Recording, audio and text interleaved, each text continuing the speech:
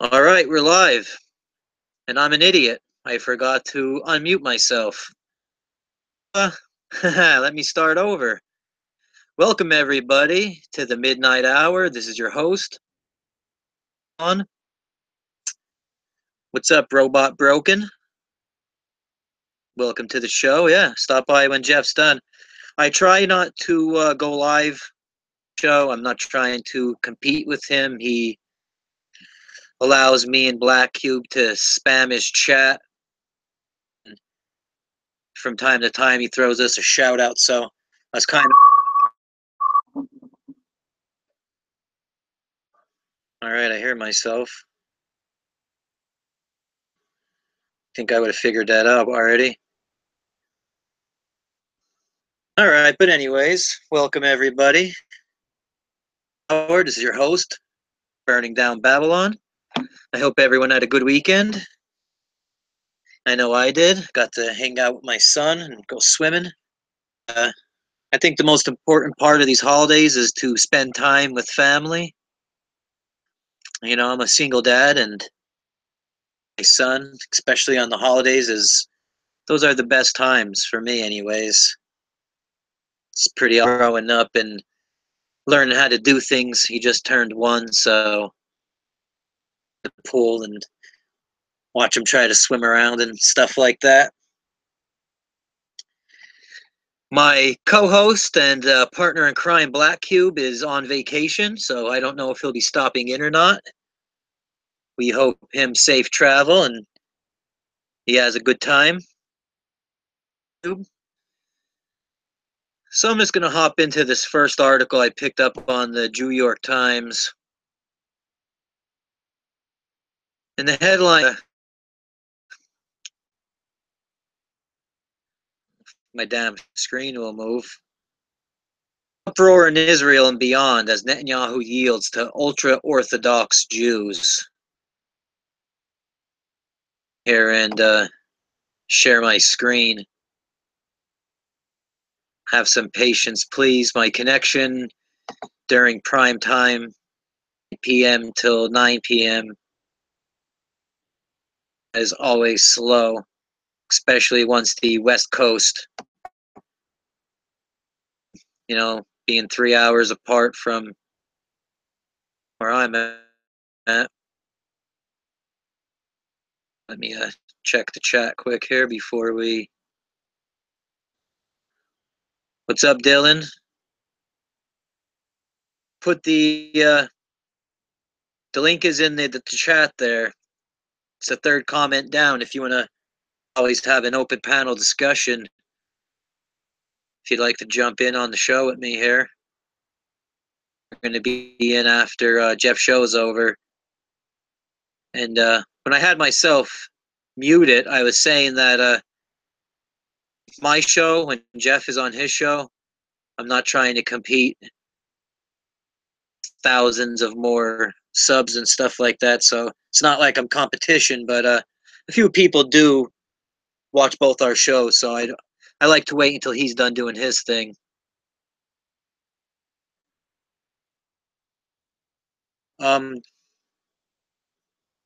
Is your name pronounced Dian? Dian? Not sure. Hermio? I use Google Chrome. It was just easier to use to make everything, you know, work together. So I guess, you know, Google Chrome would probably be your best bet. And Robot, I am in Pennsylvania. Question. So I'm going to New York Times. And again, I'm not trying to run this show at the same time Jeff runs his. So usually we start around 9:30. Jeff was running a little later than till 10. New York Times, we got uproar in Israel and beyond as Netanyahu yields to ultra-Orthodox Jews. Jews are like your right-wing, you know, types. The reason I'm bringing up this article is because I was scanning through it earlier. And I just want to show you, this is how things work here. Paragraph right off the bat. President of AIPAC, which is the American Israel Public Affairs Committee, a powerful pro-Israel lobby. It is the most powerful lobby. And if you don't go shilling to AIPAC and you are in the United States and you are running for government, to get elected. And if by some fluke you do get elected, you will not be reelected. Don't walk the and you don't get funded. And your opposition. And a great example of that was the representative from Georgia. Her name was Representative Cynthia McKinney, woman. And she basically spilt the beans on this whole thing. And what she said was that when you run for office and you get elected, whether you're in either branch of Congress, if you are in the House of Representatives or you are a senator, and I'm sure this goes for all other positions as well, branch of government in the United States, whether it be the legislative, the executive, or that you have to make a pledge to follow a pro-Zionist policy. And part of that policy is to always vote pro-Israel, always back them up on anything that they deem as important, like more funding for Holocaust. I was talking about the Holocaust is the staple of Israel's economy. And there's more details about that here, but not only do they get money, but they get military equipment as well. Not to mention the billions of dollars in money they get from contributions from all these different groups. Anyways, we got the president of the American Israeli Public Affairs Committee, which is AIPAC, flew to Jerusalem for an emergency meeting with the prime minister. A prominent Jewish donor demanded a refund for the $1 million bonds he had just purchased. Why these certain Jews are so upset is because they were going to upgrade a space at the Wailing Wall at the temple where you see the Jews kind of rocking back and forth. And right now at the Wailing Wall, it is separated by gender. So the men worship in one place and the women worship in another. They do not worship together. It goes down to the synagogue. And I know there's different kinds of Jews, so hashtag not all. Tradition is that the men and women are separated not only at the synagogue, but also at this Wailing Wall. More moderate groups were pushing for this new section of the wall to be made where can worship together. So, talking about the whole Babylonian agenda, when you look in America, the United States, and you look at the media and such, who the majority of the media is owned and ran by diversity. They push, gender equality. And, if you don't go along with this stuff, you're automatically labeled a racist and a bigot and a homophobe and a transphobe and a this phobe and a that phobe. When it comes down to, Israel, they have segregation. They're the most segregated place in the world, I would say. Move to Israel. Not only do you have to be Jewish, but they check, and you have to be able to prove that you're Jewish. And it talks about that more in this article, that these more, liberal Jews were about, because they believe that no Jew should be refused. Israel is supposed to be the Jewish homeland. Chat for a second here.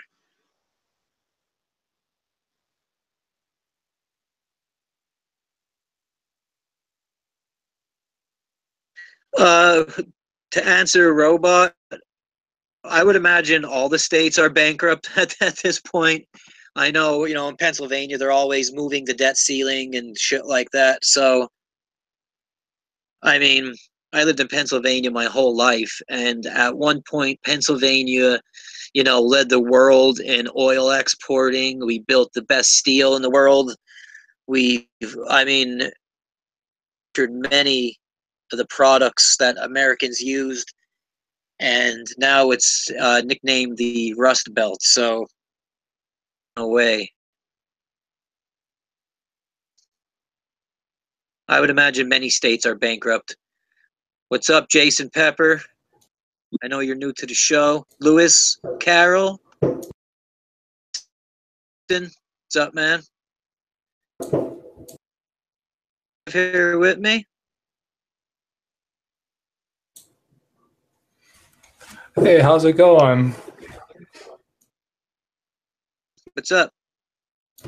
Yeah, this is Dion Vermeil. I live in Illinois, close to Chicago, in the northwest suburbs, where my city is bankrupt, in my state too.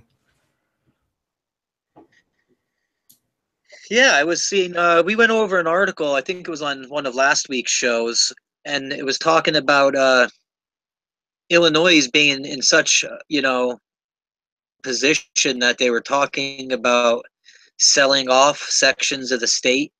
Have you heard about that? Yeah, they'll sell a state to Kentucky, to Wisconsin, Indiana, Iowa, uh, and Missouri probably. That was just theory, so I don't know where it's gonna go. As a resident of Illinois, how does that make you feel? Do you have, pride in your state, or? Oh no, I think the state is a burning ship. I think it was beautiful growing up in the state, but now it's a hellhole. So I think I'd probably like to go somewhere else or maybe overseas. I mean, that's if they allow you to leave. I mean, you're not just, able to grab a passport and your wealth and belongings and leave the United States anymore. So, have you ever, you said you lived near Chicago. Have you ever been to Chicago? Yeah, I was born in Chicago and I lived there for a year because I went to university. It was always really active in crime every night. Yeah, could you give us a little rundown of the city? Maybe if you had any experience. I know I have a friend who lived in Chicago, and he tells me the nickname is Chirac, and he's a black guy, so he lived in the inner city, the ghetto or whatever you want to call it, and he said, there's shootings every day. I mean, it's ridiculous. Have you had any kind of experiences like that? Yeah, I know some people where they live in the bad sides. They all experience gunshots, or they know at least someone who's been shot down there before, and they've seen crime before. It's the new normal. I was only in Chicago once, the airport, and I kind of just hung around that area. Chance to venture off or anything like that, but my Chicago experience Where'd you go to when, O'Hare? yeah, Yeah, O'Hare is close to Rosemont. It's outside the city. Chicago, the only safe spots is probably the downtown where the tourist destinations are, the Chicago Field Museum, Wrigleyville, uh, Millennium Park. Those are the only safe areas, Navy Pier. So the cops are more interested in keeping that area safe because that's where all the money comes from tourism. I mean, I've heard people say that the cops don't even go to certain neighborhoods anymore. The crime is that bad. Take the chance of going in. Yeah, think about it. You want to put your life on the line for some punk? I don't think so. And then if you help out, you might kill someone, then you get demonized by the community there.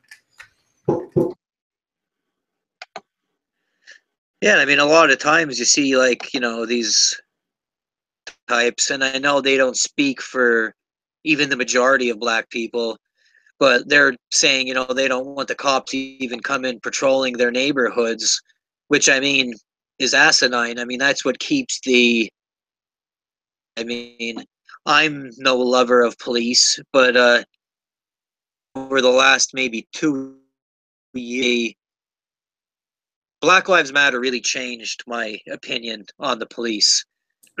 And I would always be one of the first people to, you know, cop shot this unarmed guy, he wasn't doing nothing. And, you know, I was buying into the psyop, you know, anyone else. And time after time, when I see these people, you know, blocking interstates, stopping traffic, you know, smashing cars, I could only imagine if I was with, you know, my family in my car and I get stopped because there's a protest and they're blocking the interstate and, you know, they're coming up to your car and smashing out your windows. And that, I mean, that was just crazy. And then I see that shooting. I mean, I don't know how much of the Dallas shooting where that Black Lives Matter supporter allegedly shot those police. Personally, I don't believe anything at face value that goes over the media. So, I mean, 100%. But I've seen the violence against white people going up. Go ahead. Yeah, there's a lot of crime in Chicago that doesn't get reported. I remember living on the campus before. There was a lot of crime there, but it was never reported in the news because the school wanted to protect its business. And then the cops in the suburbs or countryside, they're different than the city cops. The city cops are under more stress than your country cop. What do you think of the mayor of Chicago? I don't like Rahm Emanuel. I didn't vote for him. I don't. Well, I think he wants to destroy Chicago, in my opinion. Whatever's left. Well, you know, Black Cube, you son of a bitch, you. Yeah, we were just watching. Welcome to your show. No, we were just watching the news, and I had to get away because something important just came up. This is actually kind of urgent. North Korea just launched a ballistic. Floor, man. North Korea just launched a ballistic missile. Hey, did it land in the water? Landed in the Sea of Japan. It landed right in the actual commerce section where Japan actually does trade. So as we've been saying before, you know, where they're gearing up, you know, the ballistic missile towards Japan, that could change everything. And if these idiots really want to start a fight, I guarantee it's only going to be a matter of minutes, if not, you know, like a couple of days before something goes through Congress. And we have what we were looking at the entire time, the road to Iran. I want to say that it's not. Oh, go ahead.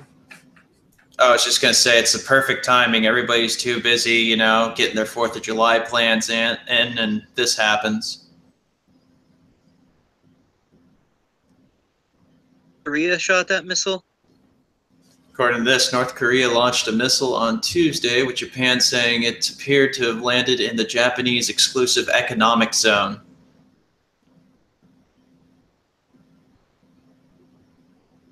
So this is where they do the trading in that area, so it's more symbolic? Well, I mean, if it hit it doesn't say if it hit anything or not, but, you know, that's especially where, you know, all the trade from the China seas, Japan, basically that's an economic zone. That's essentially an act of war.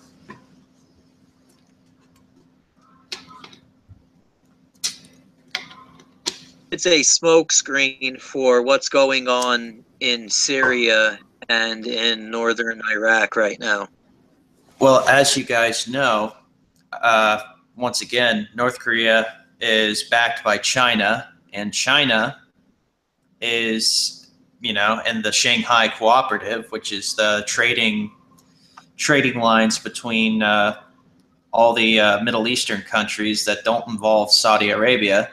So places like Qatar, Tehran, Syria, all those are actually part of the Shanghai Cooperative, which is basically the nemesis right now of the world banking cartel. So now would be the perfect time for essentially what they've been gearing up for all along. Everybody's too busy planning their trips and barbecues like I was, and saw this in the news. I'm like, holy crap, I gotta tell you guys. Black Cube, I'm taking a different perspective from you. I'm not concerned because they didn't kill anybody. There's no fatalities. None that were reported. Yeah. So I think it's just more symbolic. I mean, if you get into almost a car accident, it's not a big deal because you missed the car. So, I mean, everything's okay so far. Well, that is until tomorrow, where they release some sort of stage thing, like if it hit us, like Babylon would tell you, several people dead, hit tanker, blah, blah, blah. I mean, the information at this moment is scanty. And they have done that. But yeah, the United States has done that multiple times.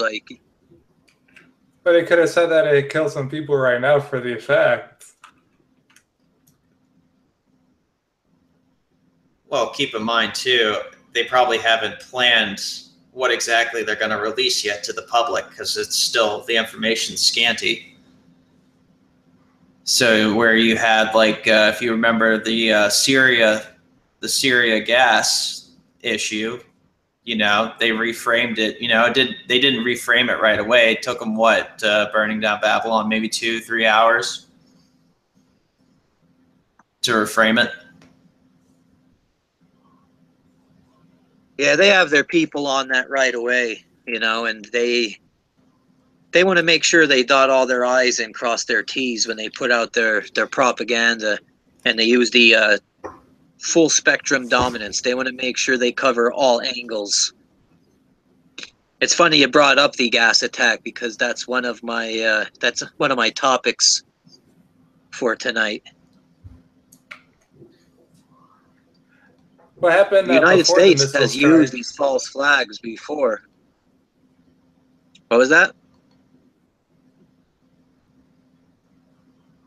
What happened before the missile strike? Wasn't China? The United States was giving a multi-billion-dollar deal to Taiwan, and there was a sanction on a Chinese bank. I mean, keep in mind, if there's a sanction on the Chinese bank, North Korea is pretty much the puppet of China. So they're not going to do anything that China doesn't sanction.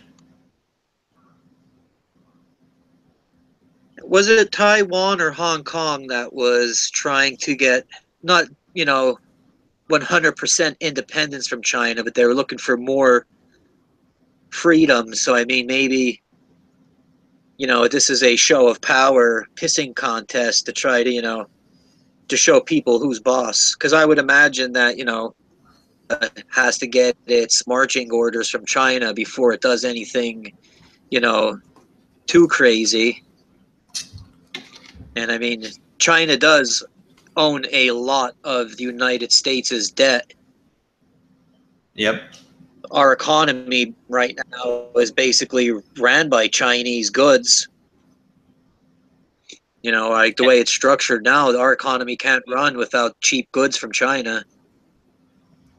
And given the way that they're trying to play into certain things, if the foreign banksters decide, hey, let's crash the currency entirely, the Chinese debt would be worthless. So that would essentially ruin China's economy. Doesn't China have a treaty? Well, with China North has Korea? been covering its ass.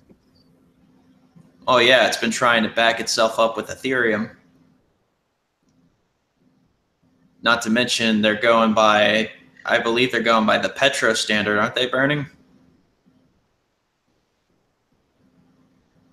Yeah, the petrodollar is still in full effect, but I know China is one of those countries that was involved with that BRICS,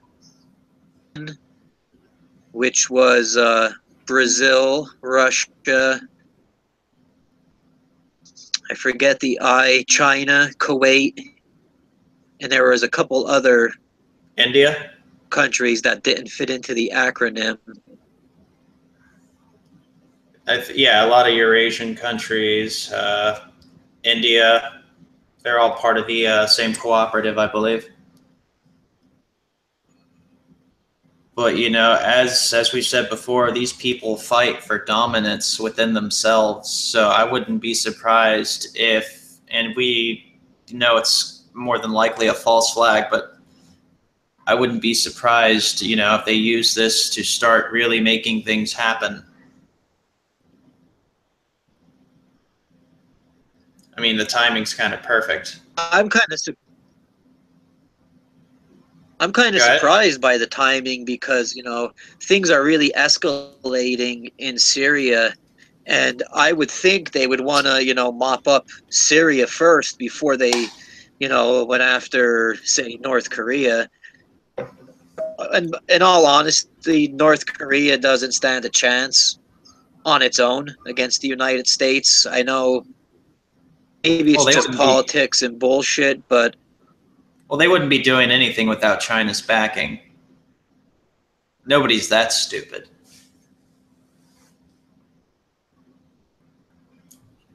Yeah, China won't let the United States come into North Korea, or else they'll be close at the front gates, close to the castle.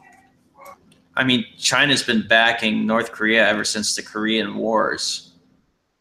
One thing, the reason why we didn't finish Korea like we should have was because of the fact that China was right behind Korea. And I think one of the generals, I think it was MacArthur, actually saw an entire Chinese lineup, the Chinese army.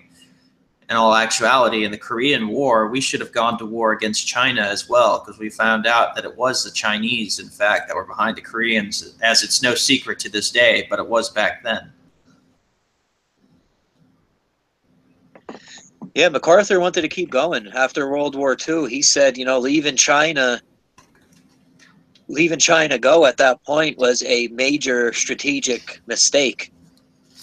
There, we already had, you know, the aircraft carriers, the guys were already on the ground, the Chinese coast, and he was ready to roll, and they pulled him back and told him no. So, I mean, military-wise, it makes no sense. So they had to have something, there's something up their sleeve they're not telling us, you know?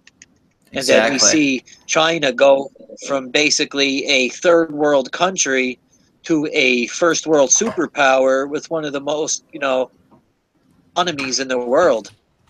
And, you know, China was one of those countries. Go ahead. I was just going to say, to your point, the same thing was true about Russia, because General Patton wanted to, you know, after they defeated the Germans, Patton wanted to go on a full-out strike against Russia. They put a halt on him, too.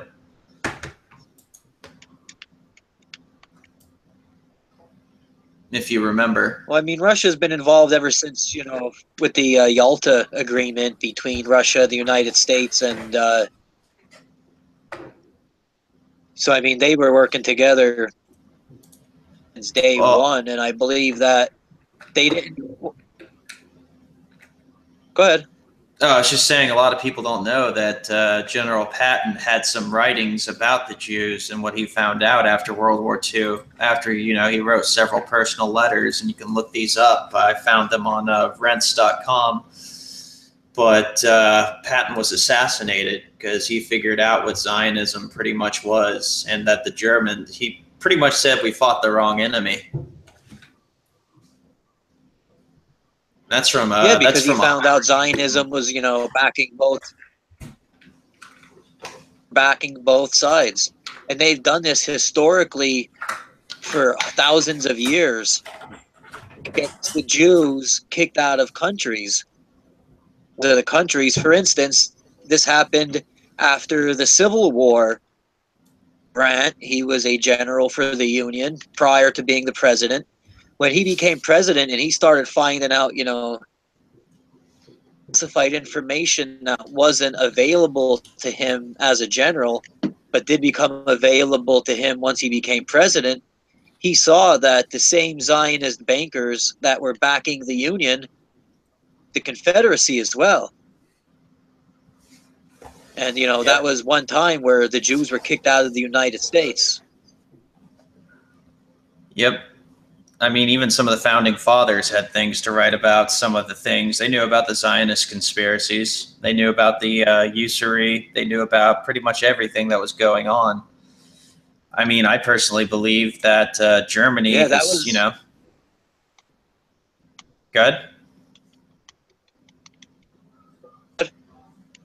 I was just saying, I believe that the Zionist-controlled empire has pretty much had a hate boner for Germany ever since Martin Luther exposed what the Jews wrote in the Talmud, because they didn't figure that a German monk, which is kind of stupid because he was a monk, so he knew ancient languages, considering he translated the Bible from ancient Hebrew to German. He was able to figure out and translate the Talmud, and that's when he wrote the book, The Jews and Their Lies. So I think that the Zionists have had a hate boner for Germany ever since.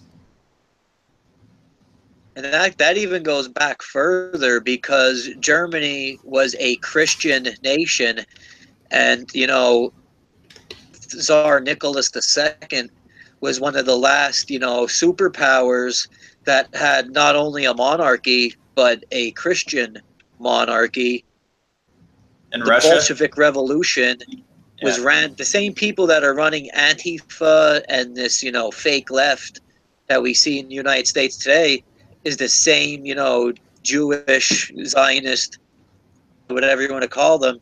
It's the same thing. It's the same exact thing, where they bring in these leftist radical groups and they disrupt kinds of different events. They were back then, they were, organizing strikes, labor strikes and stuff like that.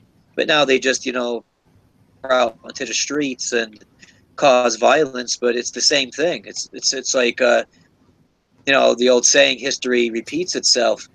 And, they didn't want any strong superpower, and especially a Christian nation, in their way. And at that time, this is, around World War I, they didn't want Russia and Germany, joining forces and and that's when they manipulated, they were doing this back in, the early 1800s, when they were manipulating the stock market in England and, Napoleon. Correct. I mean, the whole idea is behind, not having a Christian nation, because, they recognize usury, they recognize, injustice such as slavery.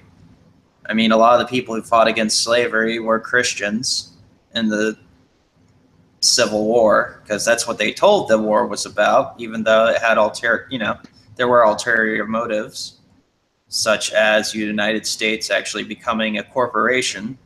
And now, pretty much we're all corporate debt slaves now, who can't basically, as you said, with the money system in place. I mean, the founding fathers were against the money, the debt-based economy. That's why they said that U.S. Currency could only be minted in gold and silver in the Constitution. But with the debt-based system that we have currently, you don't own your house. You're basically a serf. Your mortgage pretty much indebts you to the bank, and eventually, when you can't pay the mortgage, they repossess your house.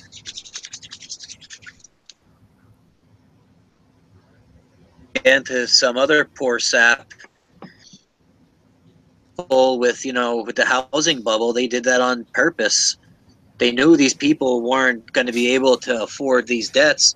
That's what a subprime mortgage means. When you're subprime, you're below prime. That means you're a person they know ain't going to be able to pay off this loan, and they get you to sign up for the mortgage with a teaser rate. they'll give you, a super low or no interest for the first, 1-2 years. And then in the small print that you didn't read, because how many people honestly read the small print, it says, in 2 years and 3 years, when this teaser rate is done, your interest rate is going to jump up to, 10, 15, 20, 25%. The rate is that high. That's impossible to pay back. Especially, and they just want you to pay as much as they can get out of you in the meantime. oh yeah, they had like people working at McDonald's, getting mortgages for like $400,000 houses at a subprime rate, like you said. And every time I bring this up, I bring up that movie, The Big Short. And if you don't know about the housing bubble, or you're just interested, and it really breaks it down for the layman, and it explains these, financial instruments that they just created out of thin air. Like, historically, the housing market was a sure thing. The housing market was always growing. It was always strong. And this one guy, I can't remember his name off the top of my head, he noticed series of trends basically proving that the housing market was going to crash due to these subprime loans. Traditionally, your home was your wealth, and a bank would not give you a loan for your house if you didn't have, a down payment, like a job, Right. have some kind of savings, some kind of standing with the bank. They wouldn't just give out these loans because they want you to pay your mortgage, But that all changed once they realized that they could make billions of dollars, and I'm talking trillions. I shouldn't even say billions. Once they realized they could make trillions of dollars scamming people, and the bank doesn't lose because, they lend out this money. Times they lend out the same dollar 10, 20, 30 times, and they collect interest off each time that it's lent out. If you pay the money back or not, because either way they're going to win. Hey, if you don't pay, they repossess the house and they take whatever you filed for collateral. So let's say you put your car up for collateral, or maybe another property you have, and you don't pay your mortgage. Not only do they take the house, and they take your car and anything else that you were using as collateral. Yep. But The Big Short is an excellent movie. Yep. Not to mention too,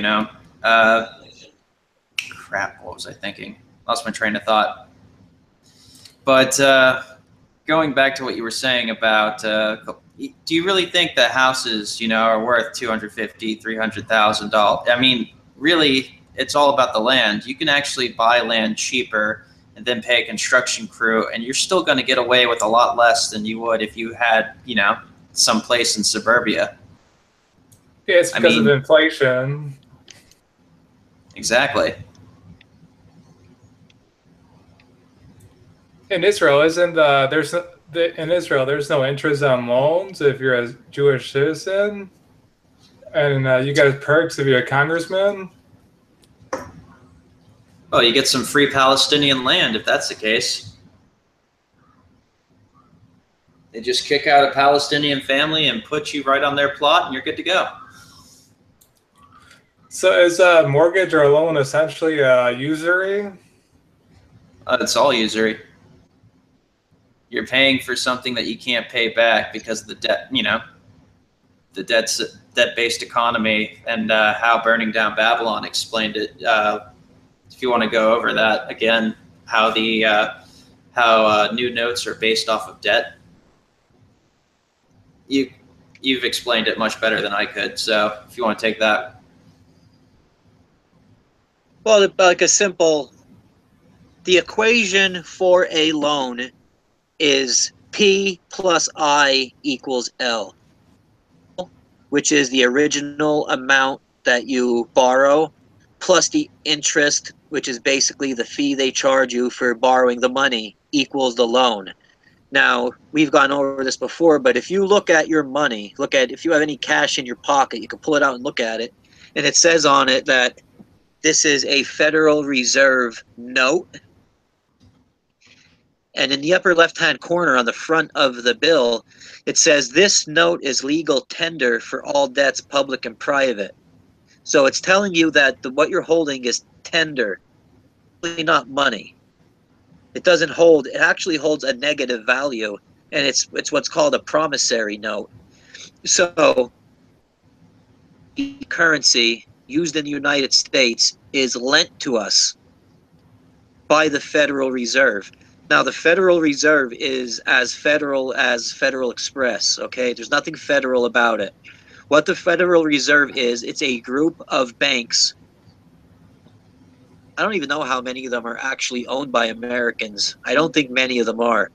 But they're foreign banks that own these other, they branch out, like how a corporation, there'll be a mother corporation, it'll have several other smaller corporations, but essentially it's still controlled by the same main corporation.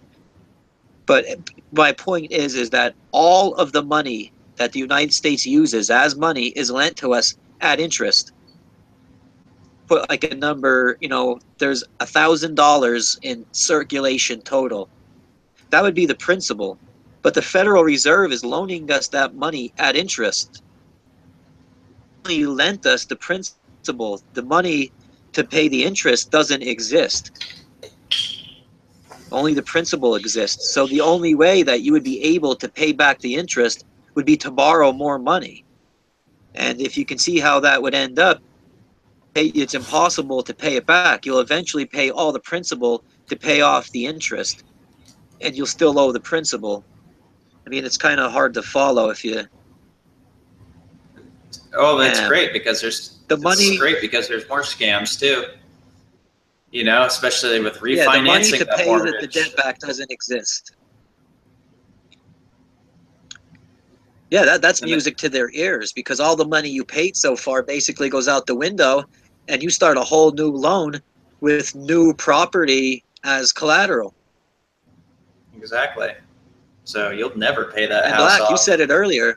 Even if you get, you say you get a 30-year mortgage, and you pay off the mortgage, you own your house, you own the land, and you don't pay the taxes on it. What happens?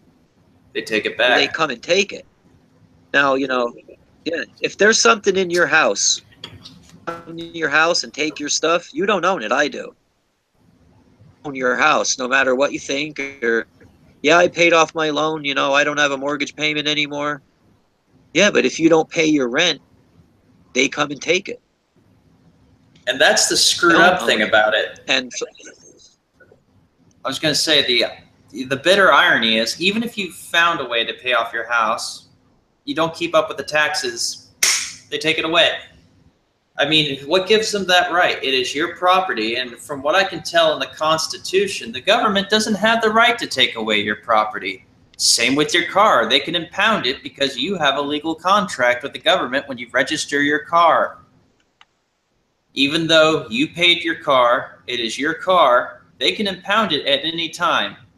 It's ironic because the founding fathers fought an entire country for less. In all honesty, though, the real reason the founding fathers were fighting was to actually get away from the world banking system, which the only good president that was ever fight the banks was Andrew Jackson. But look what kind of villain they made him out to be. he did, murder of a few Indians, but I mean, what many people don't realize is that, the settlers and, pilgrims and different groups of people that came to the United States, they fought the Indians in a bloody war that lasted, 400 or 500 years. Concept that the Indians are just nature-loving, peaceful people is totally wrong. Well, not only that, but the picture that they paint of the hippie-like Indians, as you said, the Indians were killing each other for hunting grounds way before the white man ever came along. They were busy killing each other. Yeah, who did the Indians kill to take this land? a lot of Indians came up to the settlers and were like, hey, can you help us kill these people? We'll split the land with you. That's why you had the Cherokee helping out the French, you know, and we fought them with a different, I think it was the Iroquois that helped us out, you know. The Indian tribes hated each other. That's a fact. They weren't. Go ahead. They did the same thing in Africa. I took a class at UIC about Africa's history. But the colonial powers it was a method called indirect control methods, where they pit one group against the other group. Right. So they used the rival factions to kill the other one. On that more? Yeah, they used the rival factions to kill the other ones, and then that way they worked together, and then they sold out their own people. I mean, that's the thing. You get a lot of arguments with these. Go ahead. I was going to say, when you get these, you know, fanatical, you know, black nationalist groups, black supremacy groups, and yes, they do exist, they would lead you to believe that white people basically went to Africa with nets and ran down black people in the woods and captured them. You know, just as a, you know, business, that would be totally a waste of money. You know, that's not how it went down. Profitable. So the movie Roots is totally fake bullshit. Now, what really happened is, just like, and how do you say your name? Diane? Dion? Dion. So like Dion said, these groups used the same factions against each other. So that, you know, one black tribe would go to war with another black tribe, and the colonists would help one group off, you know, Group A beats Group A in the war.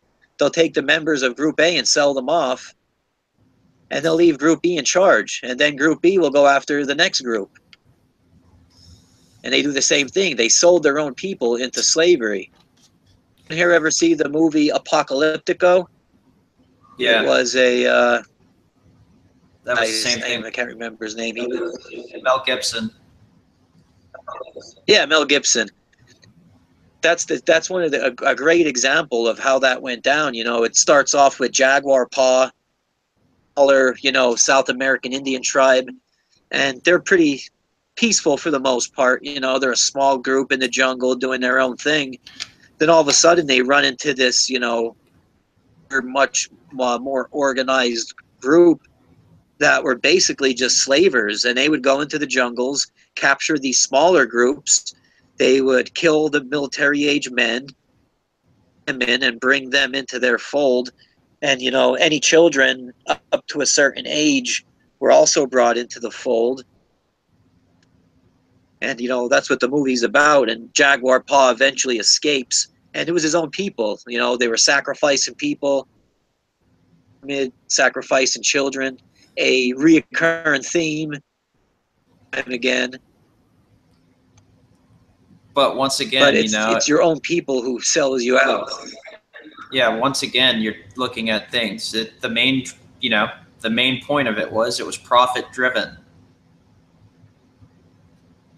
and that's why they were doing it. It's easier to go to a slave auction in Africa and buy a bunch of African slaves from the Africans. These people are just in their way. They want their land and resources. And it's the same thing. Buy a couple of slaves and then bring them back. It's the same thing throughout all human history, you know.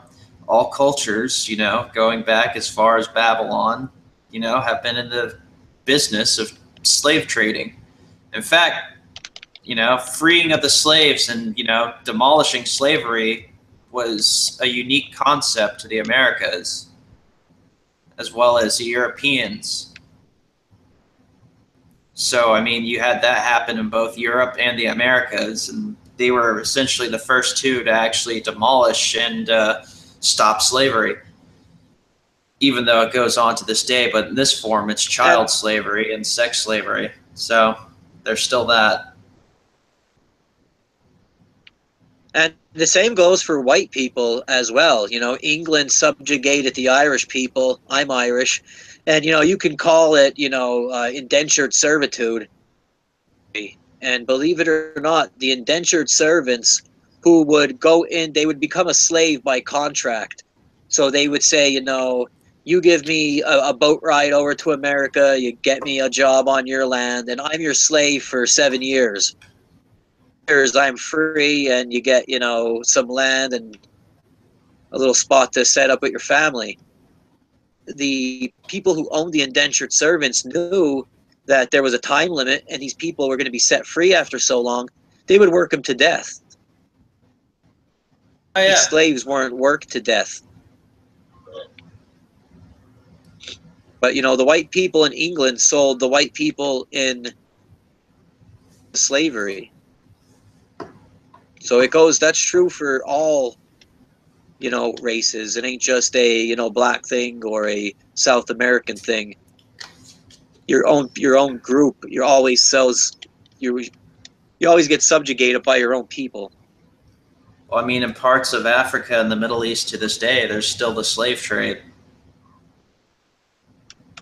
By the way, guys, I've posted the link for you guys to join in. Just got to click that link and join in the conversation.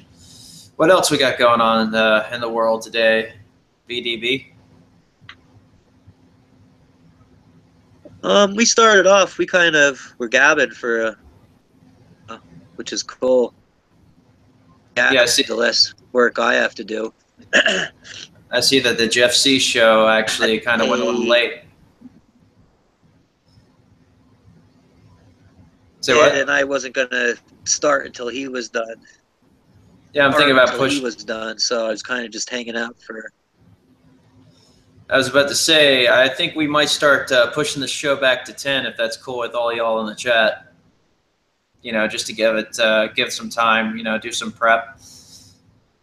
Other than that, how's everybody in the chat doing tonight? Oh, Jason's here. Hey, Jason, what's going on, dude? Yes, Old Hickory did fight the bank. That was his dying words. I fought the bank and I won. And sadly enough, he was the only president that actually balanced the budget.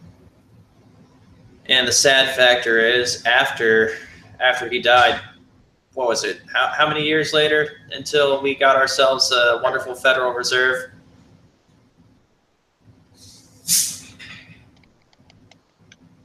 Not too much longer. It took about 80 years, and that's when. That's when. Go ahead. I think the Federal Reserve kicked in 1914. Yep. Old Hickory was president in the 1830s. Same thing with the IRS, instated the same year. That's one of the most. The IRS is the collection agency. That's one of the most un-American and one of the most anti-constitutional establishments out there. And, you know, everything being done, I mean, I listen to the news now and they're not, you know, for everybody who voted Trump, you know, you realize, well, they're not repealing Obamacare and stuff like, you know, all the promises, of course, that they made on the campaign trail, they're going to shit.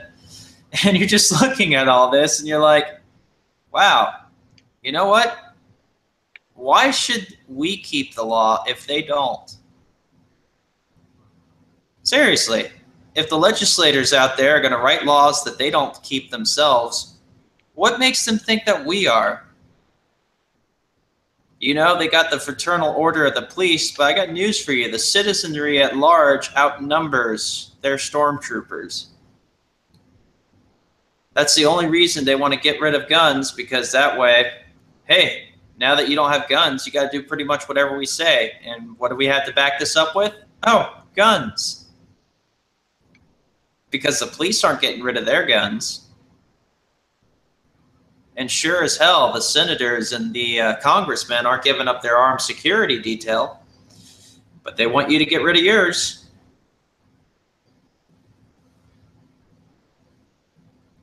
Giving up their, you know, personal police and their gated communities. That's for sure.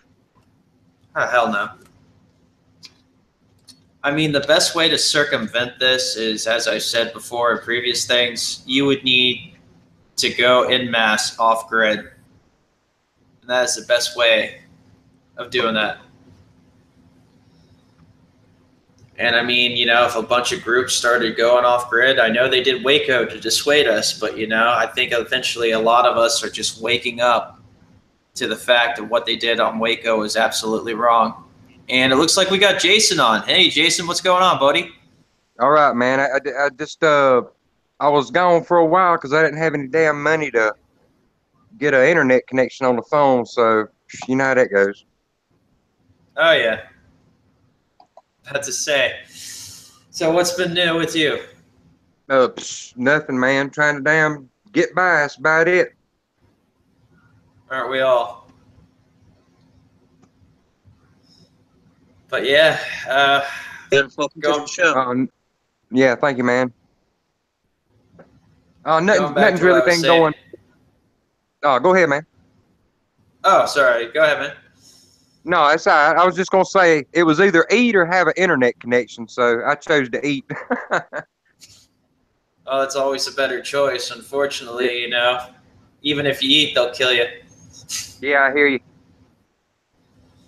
And you know, you have these. It's hilarious because you have these commercials, you know, for like welfare recipients and stuff like that. You know, it's like you see this commercial with this mom and her little girl, and you know, she's looking at her bills, and it's like if you had to choose between keeping the gas and the lights on for your little girl or food, should you really be making that decision? And I'm going, no, you should be giving us back our income tax that we pay. That way we can actually afford the shit to live. You're the one man. stealing from us. Yeah, all the commercials you see, man, it's kind of like guilt tripping, you know? Like, you know what? Yeah, he's absolutely right. It's guilt tripping. I'm like, you know what, fuckers? If you weren't stealing from us, it wouldn't be this issue. You know? Well, look at the value of money. Silver quarters. Worthless. Five silver quarters. Ounce of silver. An ounce of silver is, I haven't checked it, you know, recently, but it's around $20 an ounce. $1.25 in silver coins is worth $20. That right there shows you how money has gone down so much over the years. And I remember in the 80s and early 90s when my mom would go to the store and spend $100, it was like a smorgasbord kind of thing where, you know, she didn't go to the store for 2 weeks. I can easily myself go to the store, grab a few things for me and my son, and, you know, I'm lucky if that gets me through the week. $100 worth of groceries lasted a family of 5 almost 2 weeks. Yeah, it Talk did. about inflation. What inflation means is the value of your money has gone down. Therefore, you need more money to buy the same things. When I was in high school, I graduated in the year 2000. Gas was only like 85 cents a gallon. Now it's $2.50. And it ain't that gas is worth more money. It's that the money you're using to buy it is worth less. Therefore, you need more. So the more money they print, the less the money in circulation is worth. And that's what inflation is. Hell, one of my vices, you know, Ben & Jerry's is like $5 a fucking tub now. It's more than that. I mean, where I'm at, it's like $6 for the little pint, the little small one. And I could buy, you know, a quart and a half of like the Turkey Hill brand. I don't know if you guys got Turkey Hill, but Not down sort of here, thing. we don't. That I'm sounds sure like you have an equivalent. It's called Briars. Yeah, But that's yeah, how I- I feel Yeah, about but like, it. look, a quart and a half of Breyers is the same price as one of those pints of Ben and Jerry's. And ever since Ben and Jerry's sold out and became a corporation kind of thing, proof. And I used to like some of the Ben and Jerry's, but now I don't buy it on purpose. I wait until the quart and a halves go on sale, 2 for $5. So if ice cream ain't 2 for $5, I'm not buying it. Oh yeah. On top of that, you know, as you were saying, you know, our money is pretty much worthless, and especially when you subsidize most of that money out with food stamps, which can pretty much be you know, you can pretty much purchase anything with food stamps and the way its leniency is nowadays. And you know, it just gets to the point where even I, you know, and I love working, and here's the thing, you know, when you work, you're fulfilling your potential as a human being. You know, people who work, you know, they have more self-respect, you know, it boosts their ego. You know, when you're or at least how it's supposed to be, when you're working, you know, you're actually doing something worthwhile with your life, but they've pretty much stripped and destroyed that from us. So nowadays, everybody is basically sponging off this government dole, not working, because there's really no point.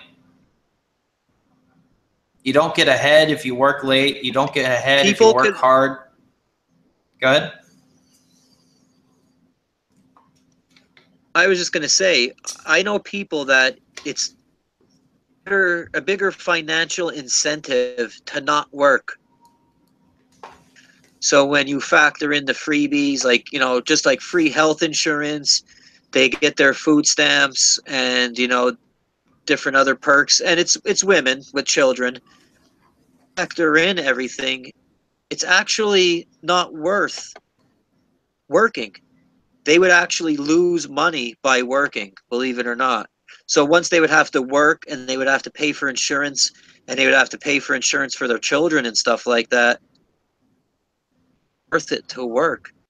And I mean, you know, people like with the whole, you know, this is kind of going off to another subject, but the whole minimum $15 an hour minimum wage is not the answer. That's going to actually have a negative effect on the economy because they're just going to automate. And I seen that happen a lot of the warehouses in the area where I live.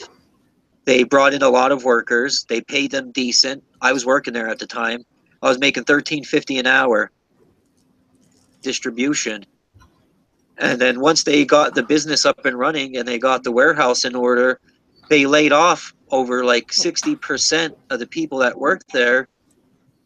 The automation, because they're not going to pay people like, for instance, you know, a cashier at McDonald's. McDonald's ain't going to pay someone who you don't even need an education to work at McDonald's. Like, no offense to McDonald's workers, but I mean, you don't need an education to work at McDonald's. They're not going to pay you $15 an hour to sit on a cash register.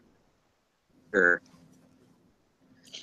it's like Black Cube said, they took away that, you know, pride and craftsmanship. People don't make things anymore, you know.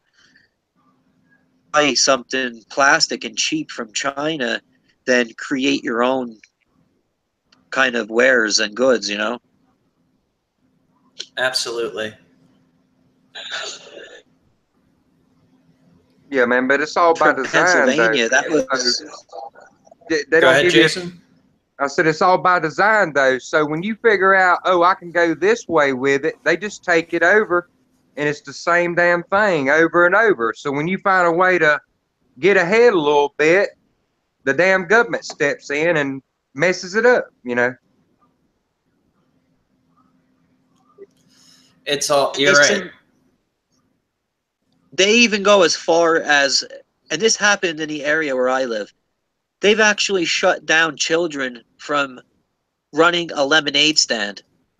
You know, the kids put out a little table, they got some water and, you know, the lemonade powder that comes with the flavoring.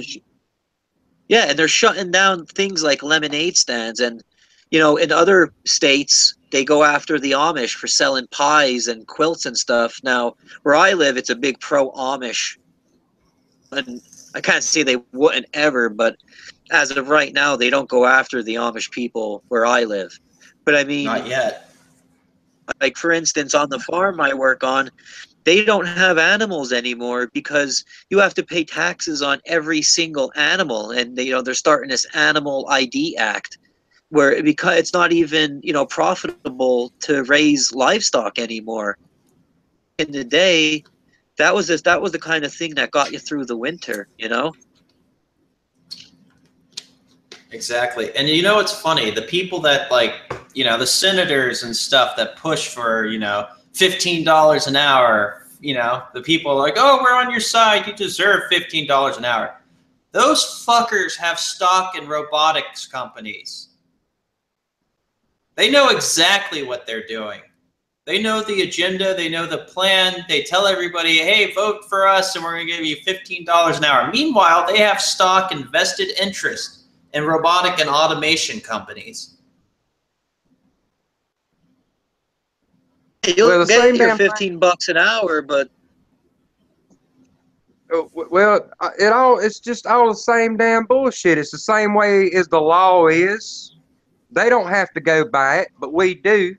So it applies to the same thing as when you work, and people think they're getting more money when you're not. You know, it don't affect Exactly. them. It don't affect the government.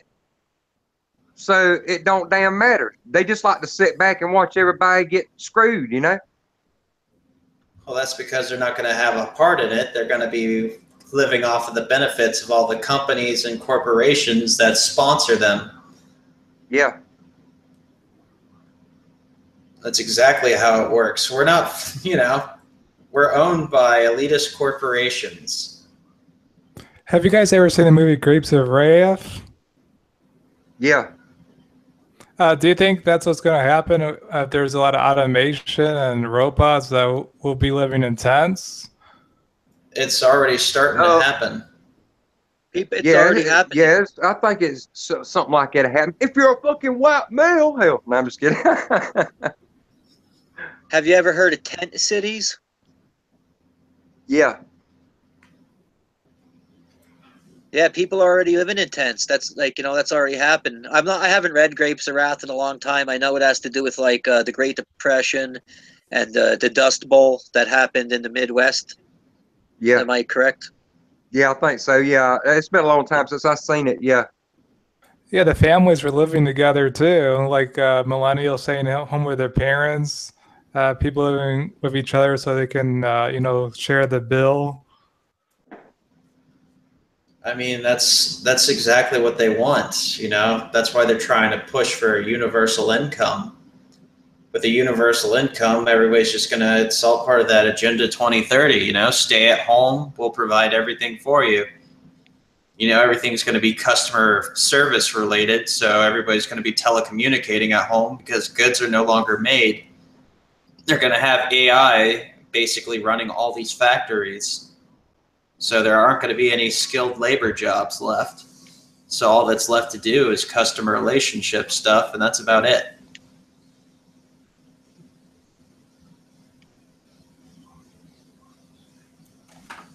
Yeah, but the whole problem is we're so few that's awake about it. If there was more people awake, we could just overthrow it, you know, but people's idiots and they don't care, you know, they just take what they get and they happy with it and that's what they want and that's it, you know. Well, the biggest way to actually overthrow it is to, civilly disobey. I forget what the word, civil disobedience. That's it. Yeah. These laws that are in place that only affect the goyim but not the masters, that needs to go. You look at everybody. It always made me laugh to see that, the people who were alt-right, correct? Anti-big government, yet they are the biggest bootlickers of the police force. I've got news for the alt-right. The Constitution says nothing about a police force at all. And if people knew better, they would know that most of the cops in these fraternal orders are part of secret societies where the laws do not apply to them. Yeah, well, You're look, basically man. Look, man.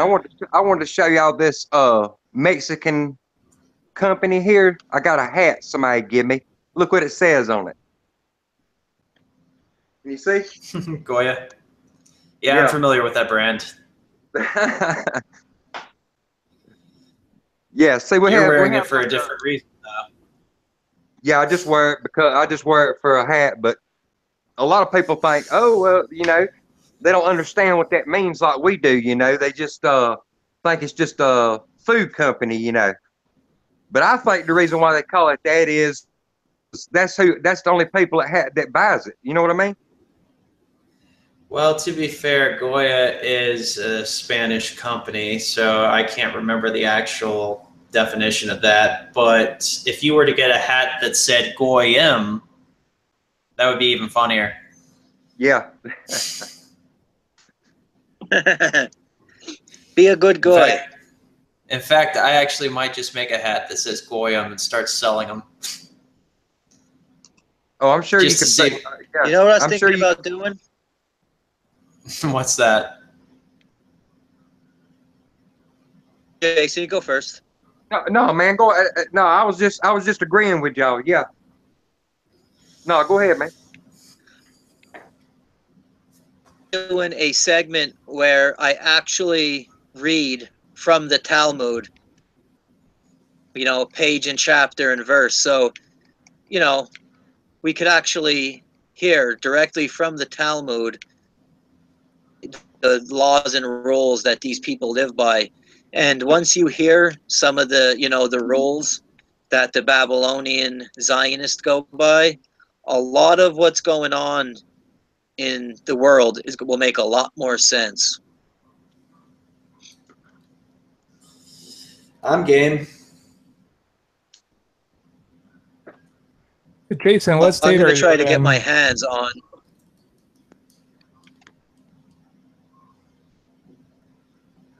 Do what now? What state are you in, Jason? Oh, the week. South Carolina right now. I'm from Georgia though. Well, I'm a little bit south of you there, Jason. Yeah, I used to live in Pennsylvania a long time ago. I used to live in Aliquippa. Back then it was PA. I'm not exactly sure. It was still mining town though. Yeah, it's a little west. Yeah.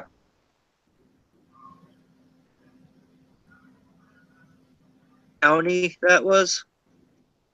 Oh no, man. I was real young, about 4, 5, something like that. No, I don't know. I'd have to look it up. Do you remember like what city you were by chance? Which city? What now? Well, it's close enough where we could go to Pittsburgh and all, so it's not too bad far from Pittsburgh. Okay. Because we used to always, I remember going seeing the Steelers and all, you know, with Terry Bradshaw playing. So Terry Bradshaw playing, hell, you know, that's been a long time ago. Yeah, it's back in the 70s. I'm in eastern Pennsylvania, Oh yeah, but I'm in the mining, the coal region. yeah. Where we lived was a steel mining town, but I'm sure it's no steel mining town anymore. You know. Oh, all that's gone. The town I live in now has about a population of 5,000 people. It had a population of 30,000 people per mile. So this was one of the most, you know, populated sections of the United States. And not to mention, you know, all the small mining villages and towns that grew up around the area as well. But, you know, think of all the mines that basically went on a decline starting in the 60s. And, you know, with the 8 years of Obama, I mean, he shut down so many coal-fired power plants.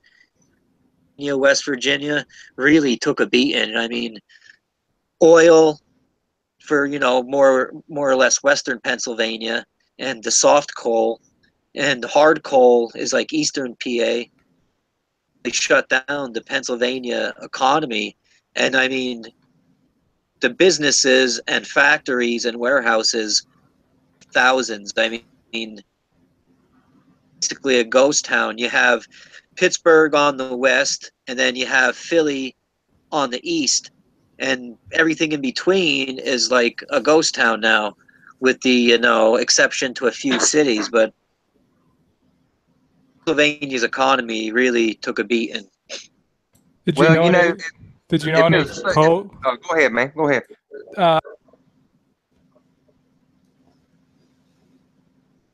No, go ahead, man.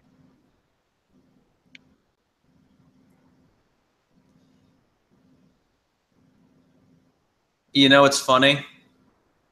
I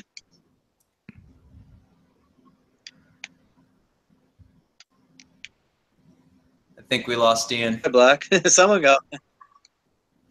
I was going to say, you know, it's funny. I think we actually had our first troll today. Yeah, I was seen looking that at the earlier.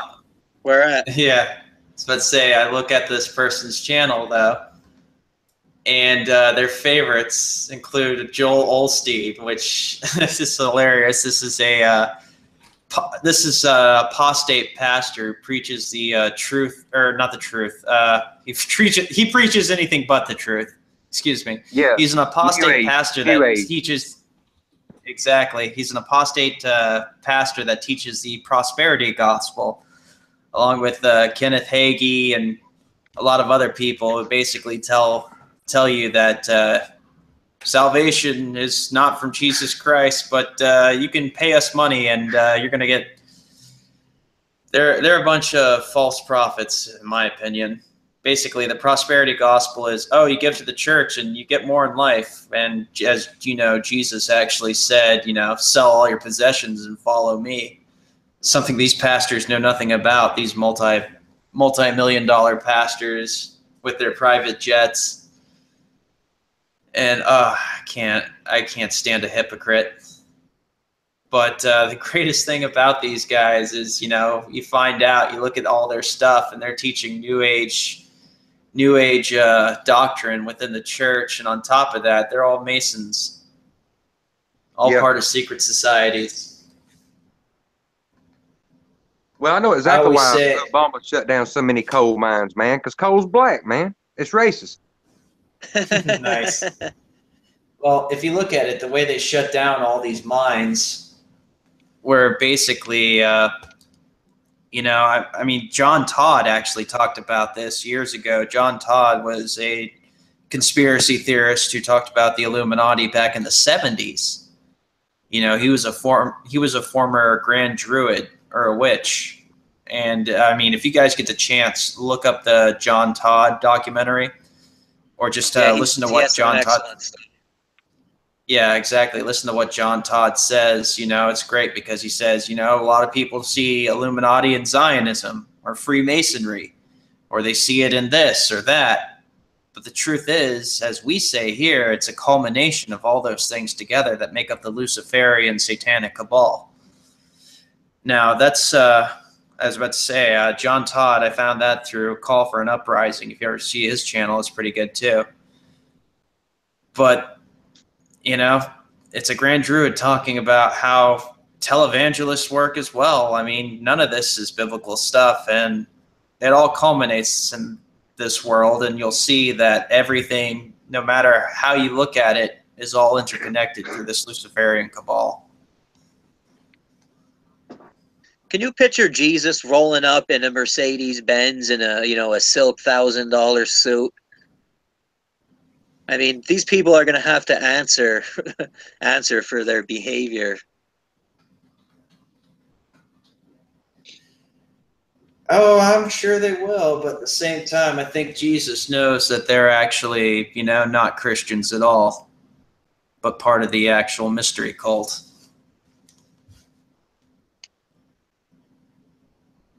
Mystery cults go back a long time.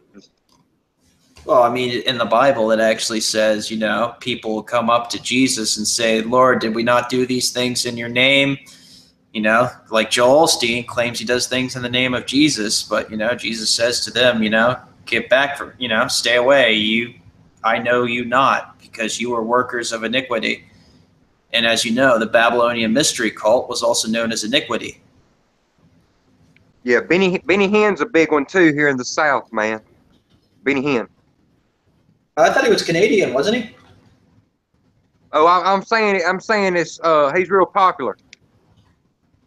That guy. If you want to look up, I was about to say, you want to look up false pastors and false preachers that preach this prosperity gospel, They're all part of the Masonic Brotherhood. Walter Vaith has a video on it called Strange Fire. I suggest anybody listening look that one up. And this is why people hate Christians and hypocrisy nowadays, because the enemy sets up these preachers to fail on purpose. And in the meantime, while they're failing, oh, looks like we got Mr. White in. Sorry, I got sidetracked. Hey.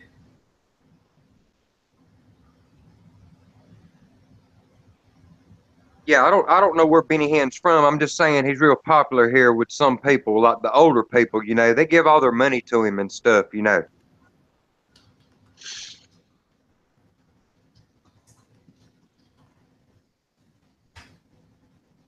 Definitely. I mean, it's just easy. It's just an easy way to. It's just an easy way to make a quick buck off the backs of people who really want to, do the right thing, but they're getting told what the right thing is by the wrong people. Yeah, well, a lot of it's guilt too, because because they use the oh, you're supposed to give to the church thing, just to get them to do it, Of course. You get a little bit of truth with a lie, the big lie, Well, that's how the best shills work, isn't it? Yeah. Alex Jones gives you about 80% truth and 20% omission. So right there, he's lying. Do you guys see any similarities between the Joel Osteen and Alex Jones and some other people in the truth movement?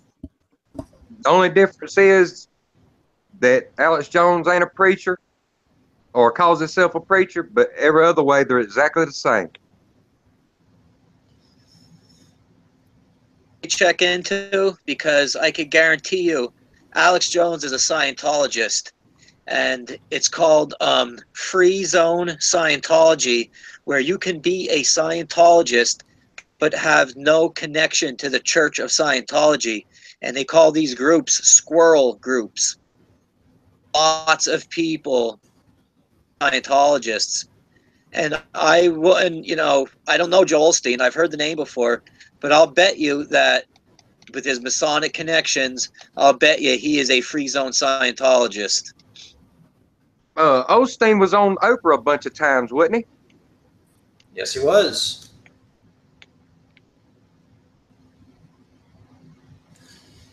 Yep.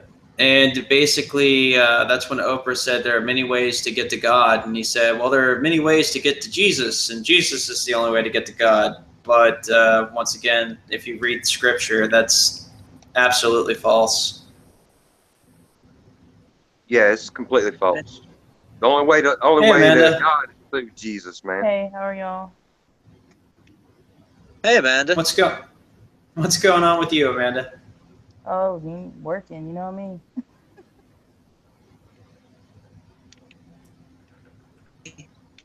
Amanda, where are you from? I'm out by Houston, Texas.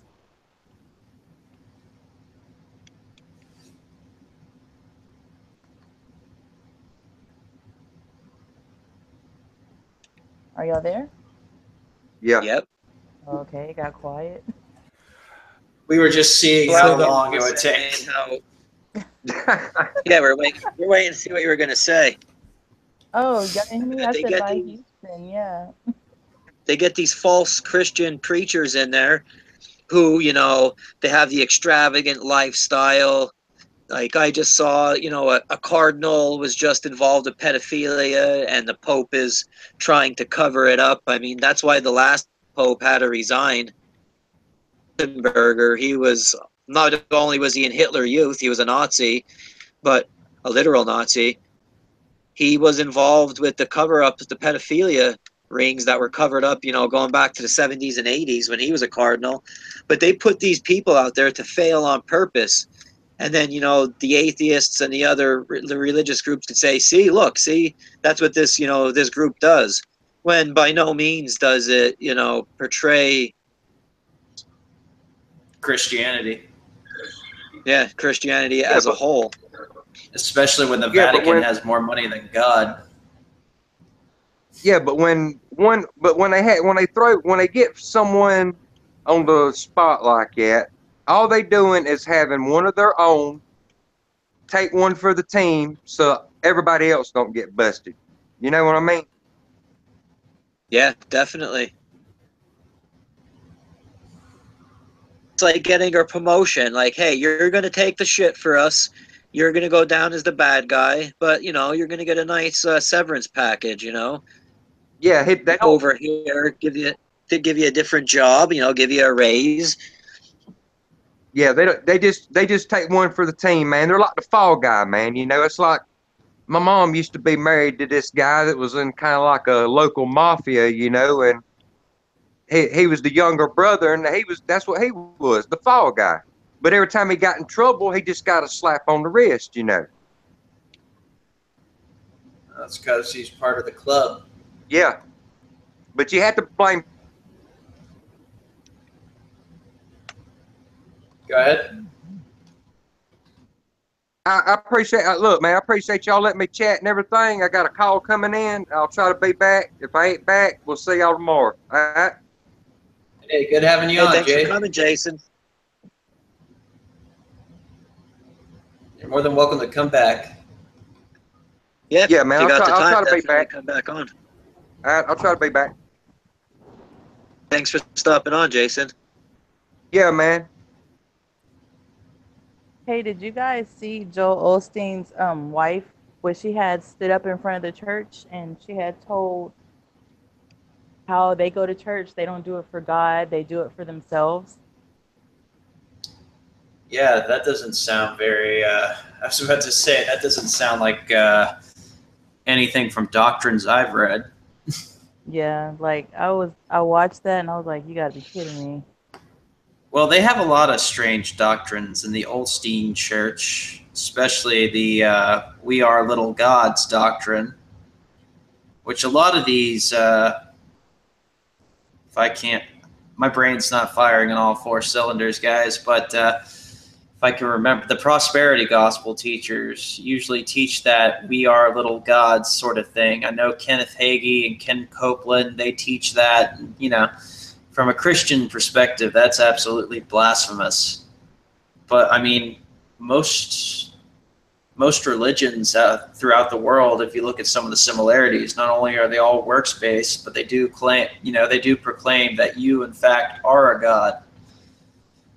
In fact, I was looking through the Vedas and Hinduism not too long ago, and basically, in karma, you are the self. Self is Lord, and to deny the Lord would be to deny yourself. This is actually verses either from the Midrash or the Vedas. I can't remember, but I mean, it just plays into human vanity so much.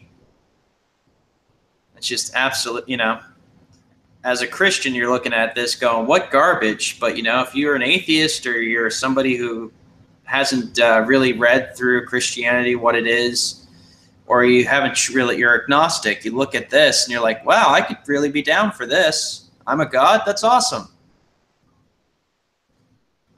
Yeah, and if you So think many it's not people- working, I'm sorry. I was just gonna say so many people go to that church because the building that it's in now, it used to be where the Rockets used to play. They used to be for the basketball games. So they built the Toyota Center and then they used that for their church. So like thousands and thousands and thousands of people go there and they're being led astray. It's just terrible. And they think he's golden. They love it. It's incredible. Well, as I said, if you remember, Jesus said, sell all your possessions and follow me. I think some of these pastors need to take suit, Yeah, he lived in $1 million home. I mean, a huge mansion. I know. I was about to say Kenneth Copeland, if you know who that is. He's another prosperity preacher. He has a fucking jet, private jet, for Jesus. Must be nice. Right? Amanda, do you know anyone that goes to that Joel Osteen church? Have you ever tried to Yeah, persuade them?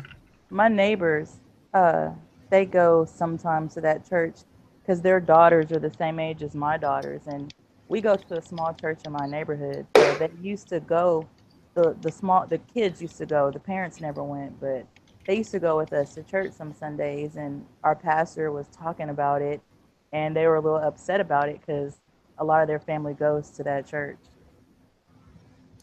I mean, I hear people that aren't even, that claim that they're either agnostic or Jewish who've talked to me and said, oh yeah, I listen to Joel Osteen. He has a good message. I like listening to him. I'm like, okay, though, that's my first problem. His punishment, I mean, the punishment for pastors that lead their flock astray, so he'll get his. No. I mean, at the same time, though, it's, if you look at it through a Christian lens like I do, it's basically apostasy. And, these people are all part of, they're all part of the cabal. And they're just, that's another thing that they do. They lead people astray. They do that on purpose because they preach a prosperity gospel and everybody wants to be rich. So they're playing on that. Right. He never mentions Jesus. He doesn't talk about Jesus. None of that. Oh, absolutely not. He's a self-help, feel-good preacher. That's what he is. Exactly. I mean, it all started with can't remember, Kenneth Hagin. That was the original prosperity preacher, slain of the spirit, psycho. And it started with him. And if you guys have ever seen the Walter Veith Strange Fire, I'd suggest you YouTube it. Really interesting stuff. But it kind of branched off. I mean, you have self-help gurus that pretty much do this. You can't tell me the difference really between Joel Osteen and who's that one guy who's that self-help guru that everybody knows, except for me because I can't. I don't know. I have no idea. Jonathan Cahn. Hold on. Is it Jonathan Cahn? It sounds familiar. My brain isn't working on full. It's not firing at all 4 cylinders tonight. Hold on. I think his name. Shit, it'll come to me.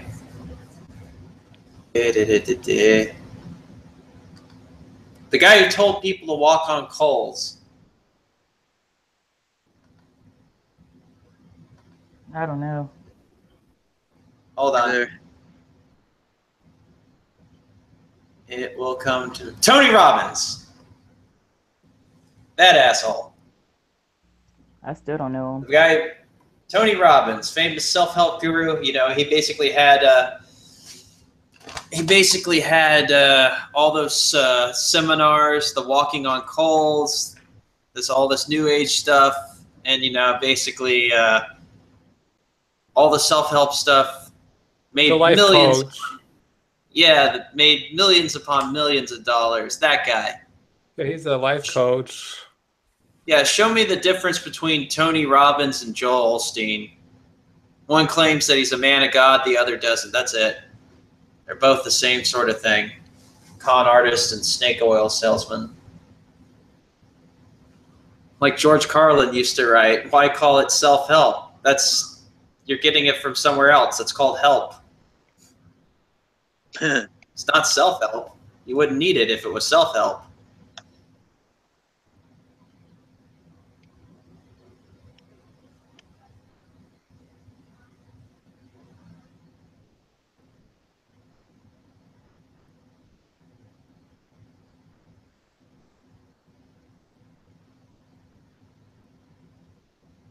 Don't all jump in at once, you guys. Oh, I thought there was something wrong happened there. We're just silent. No, I'm just messing with you guys. I thought if I was silent, the rest of you guys would be. No, I'm just kidding. Looks like Dean's out for the night. He's going to bed. See you later, Dean. Thanks for coming on. Thanks for joining the show, man. It was nice having you. Come back anytime. So what else is new, BDB?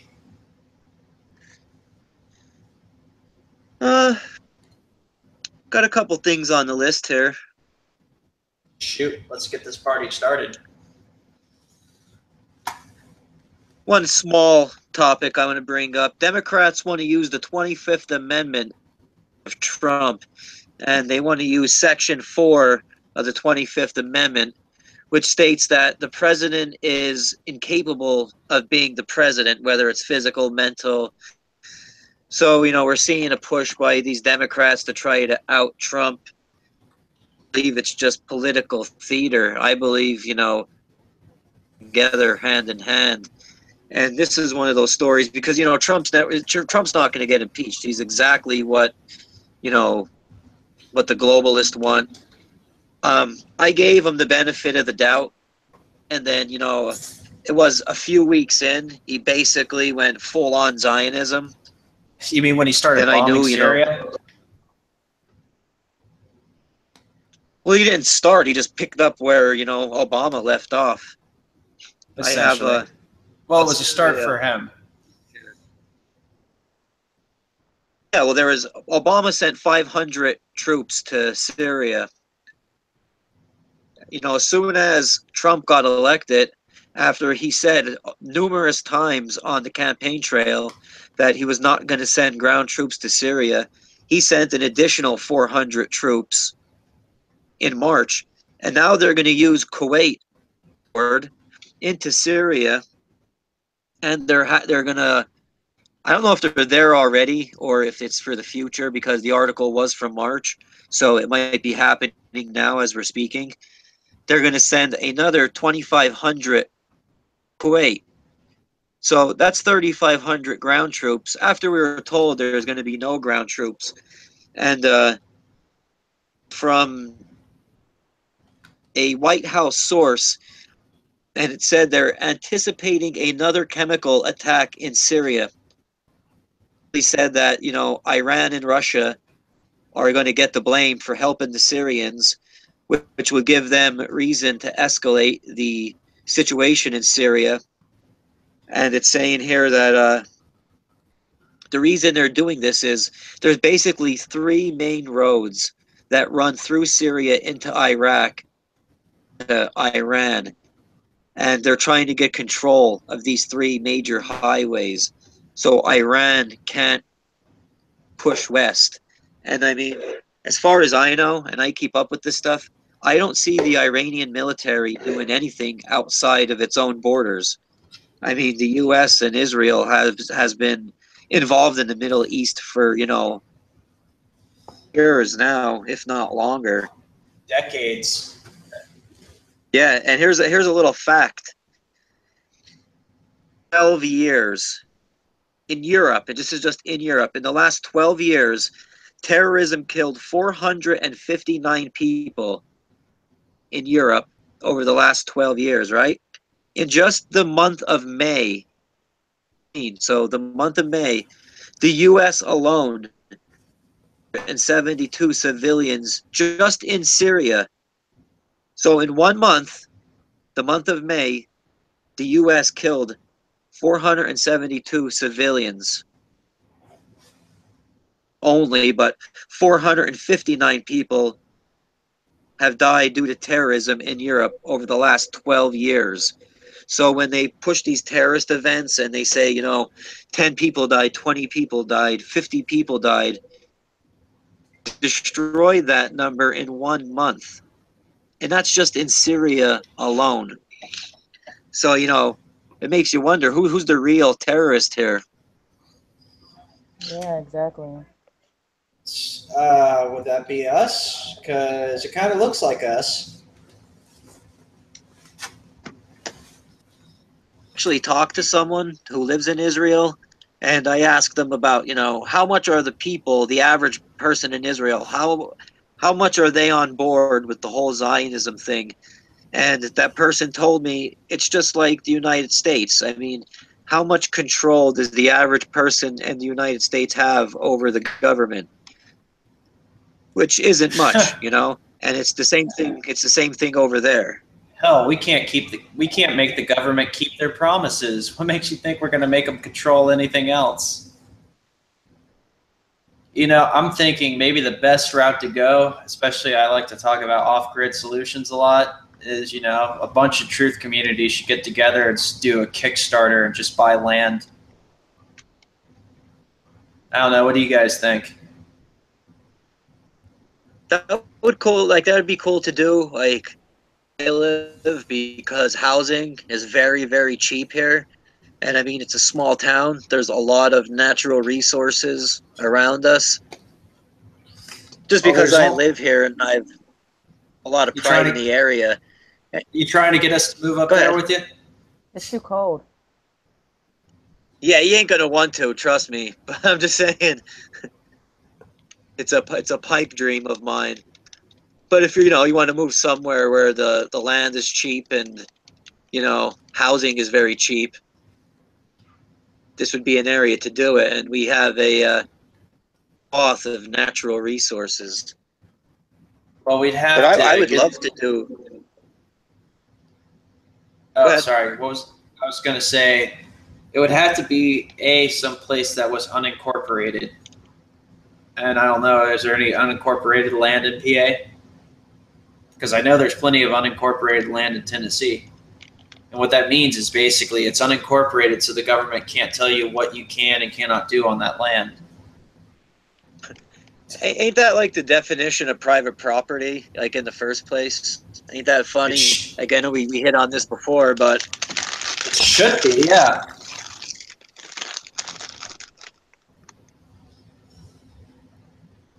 You're definitely right. It should be. But is there but I know like is there unincorporated land I in don't know. Pennsylvania? off the top of my head. Oh, the town that I live in is incorporated. It was incorporated in 1866. Once they found that the anthracite coal was here, they incorporated this land quick and gobbled it up. That's the thing, Like, isn't that? Oh, go ahead. I know, like me and you we talk about this a lot, but I would love to get, I don't even like using the word truth community, but I would like to get, a bunch of us living in one area, like how So the the Amish government- do, It would And have to we be- talked about that. They would shut us down, especially if we were successful. It would have to start be doing it. multiple. It would have to be multiple communities moving out. That's the only way it's going to work. There's been times in history where groups have tried such things, and the powers that be just move in and shut them down, or first they won't just attack you physically. First they'll destroy your credibility, call you pedophiles, or you're violent or dangerous, or you have, like with Waco, you have guns, illegal guns, and destroy your your image. And then if that don't work, they'll do a Waco and they'll just drive a tank right through your house and burn you and your family alive. Yeah, Oh, that makes you look absolutely. like you're crazy. It's funny that you say that. It's Because, like I was just going to say, it's funny that you say that because it's like they're projecting, they're projecting their crimes onto you. Yeah, like in the 90s, the whole getting off the grid militia kind of thing was like a big thing. And then, they had Timmy McVeigh was the Oklahoma City bomber, and they painted him as like a right-wing, survivalist, militia type that, all those groups are crazy, gun nuts, and they're violent and stuff like that. So they were going after that, type of group, that type of image, even in the 90s, pro-constitutionalist. I can't remember but it was basically a government document telling you like what to look out for. And it's like people talking about going off the grid, people talking about hoarding resources like food and water and clothing, people talking about the Constitution. And it's like, this is stuff, people talking about God and pushing Christianity and different religions. And it's like, this is stuff we should be talking about anyways. I mean, grocery store only holds about 3 days worth of food. I really don't even like talking about this to people I don't know personally, but prepper. So I like to have different, things on hand where if anything ever happens, need is water. Water above. The only thing more important than water is air. But right now I could get a case of water, 24 plastic bottles, which plastic ain't the best, but it'll do. The water for $2. So I mean, if you have a couple extra dollars, go get a couple cases of water and hold on to it. You never know. Like the winters in Pennsylvania could be pretty brutal. Keep certain things on hand, like salt. You wouldn't think salt's important until you needed it, before preserving meats. refrigeration. Exactly. Before refrigeration, people use salt. So, I mean, stock up on and, save up on. And it's only a couple dollars a month. And believe it or not, it adds up pretty quickly. Oh, yeah, definitely. I mean, having some food supply, having water supply, like you said, you don't know what's going to happen. I mean, I live in Florida where... Oh, go ahead, Amanda. I was just going to...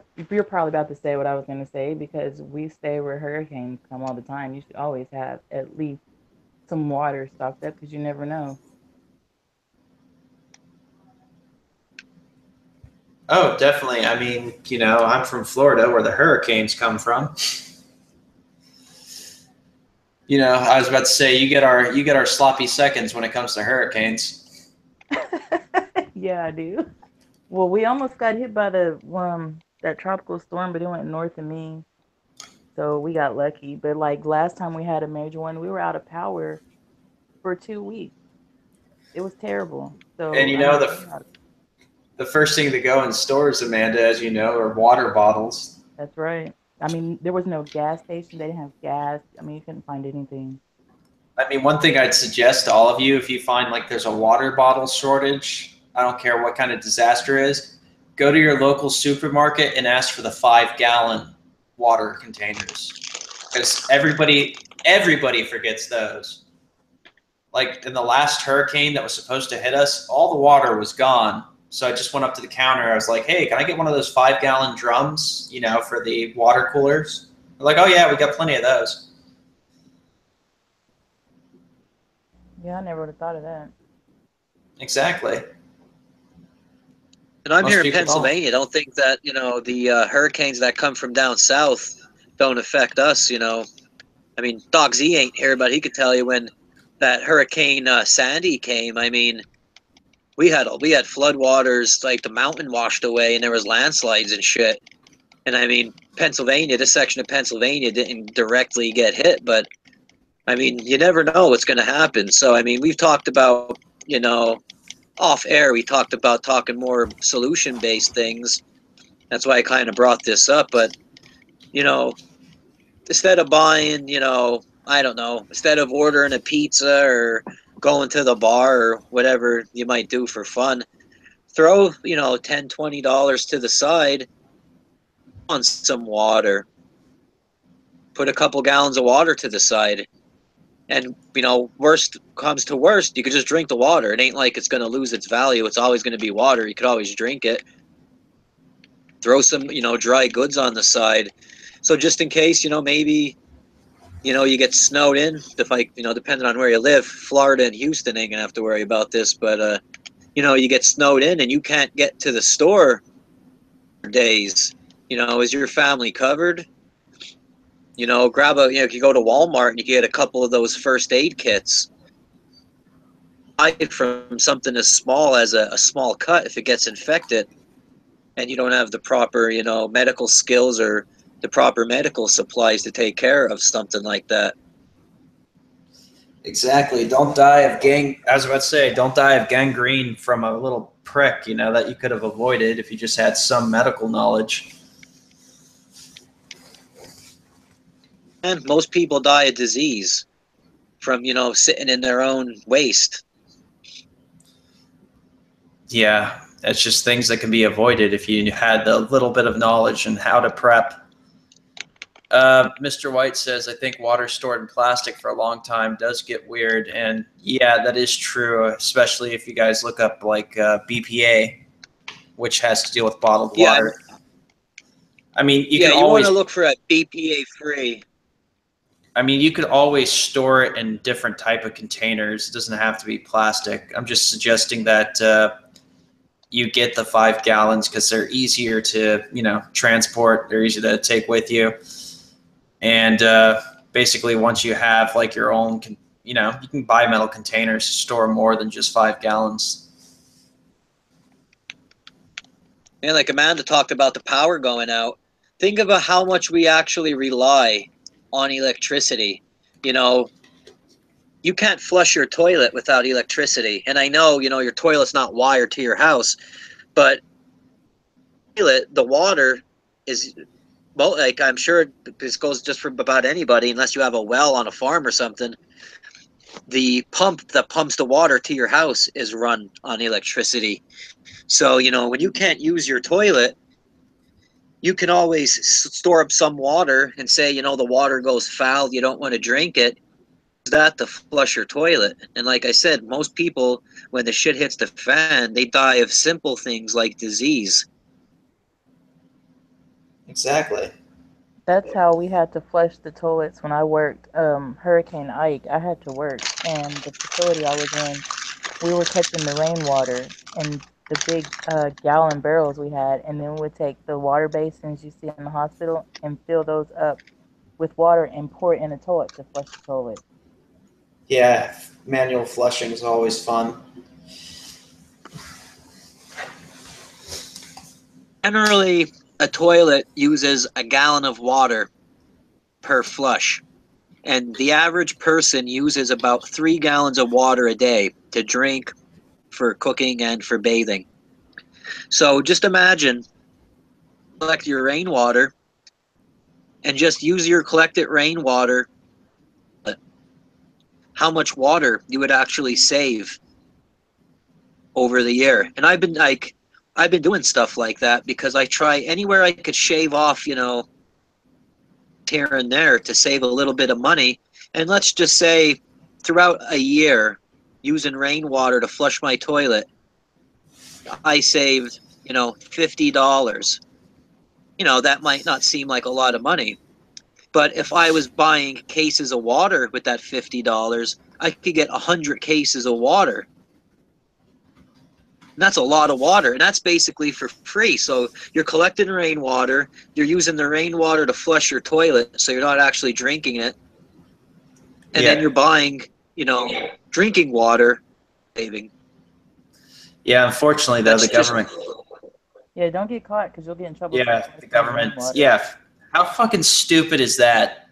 You can't collect what what comes naturally on this That earth. depends what state you're in. Florida, of they go after people for that a lot. They go after off-gridders all the fucking time, and it's absolutely fucking ridiculous. And that's why I'm saying it just might be time, and it might be the place for I think a lot of the sentiment's there for a little civil disobedience. I saw in Florida, it was actually Florida, that a group of people started their own little off-the-grid town. They produced their own water. They produced their own electricity. They were using wood and they were using solar panels and all that stuff. And the state government from Tallahassee and shut them down. And they made them wire their community back to the grid. Yeah, they forced them by law back onto the grid. And what they do is, and I can only speak for Pennsylvania. I'm sure they do this all around the country, but produce electricity in your home, whether it be solar panel or windmill. The electricity you don't use, they take off you someone else. Give you a portion of the money, but any extra power that you produce, they take and sell. So, just think about that. I mean, take the initiative to start your own community. You're generating electricity, your batteries are charged, you're all good to go. And then your state government comes in and shuts you down and forces you to go back on the grid. It's ridiculous. I mean, think of all the nonsense they told you when you were a kid about the United States, and this is the most free country in the world, and we're the best at everything, and USA's #1 and all this stuff.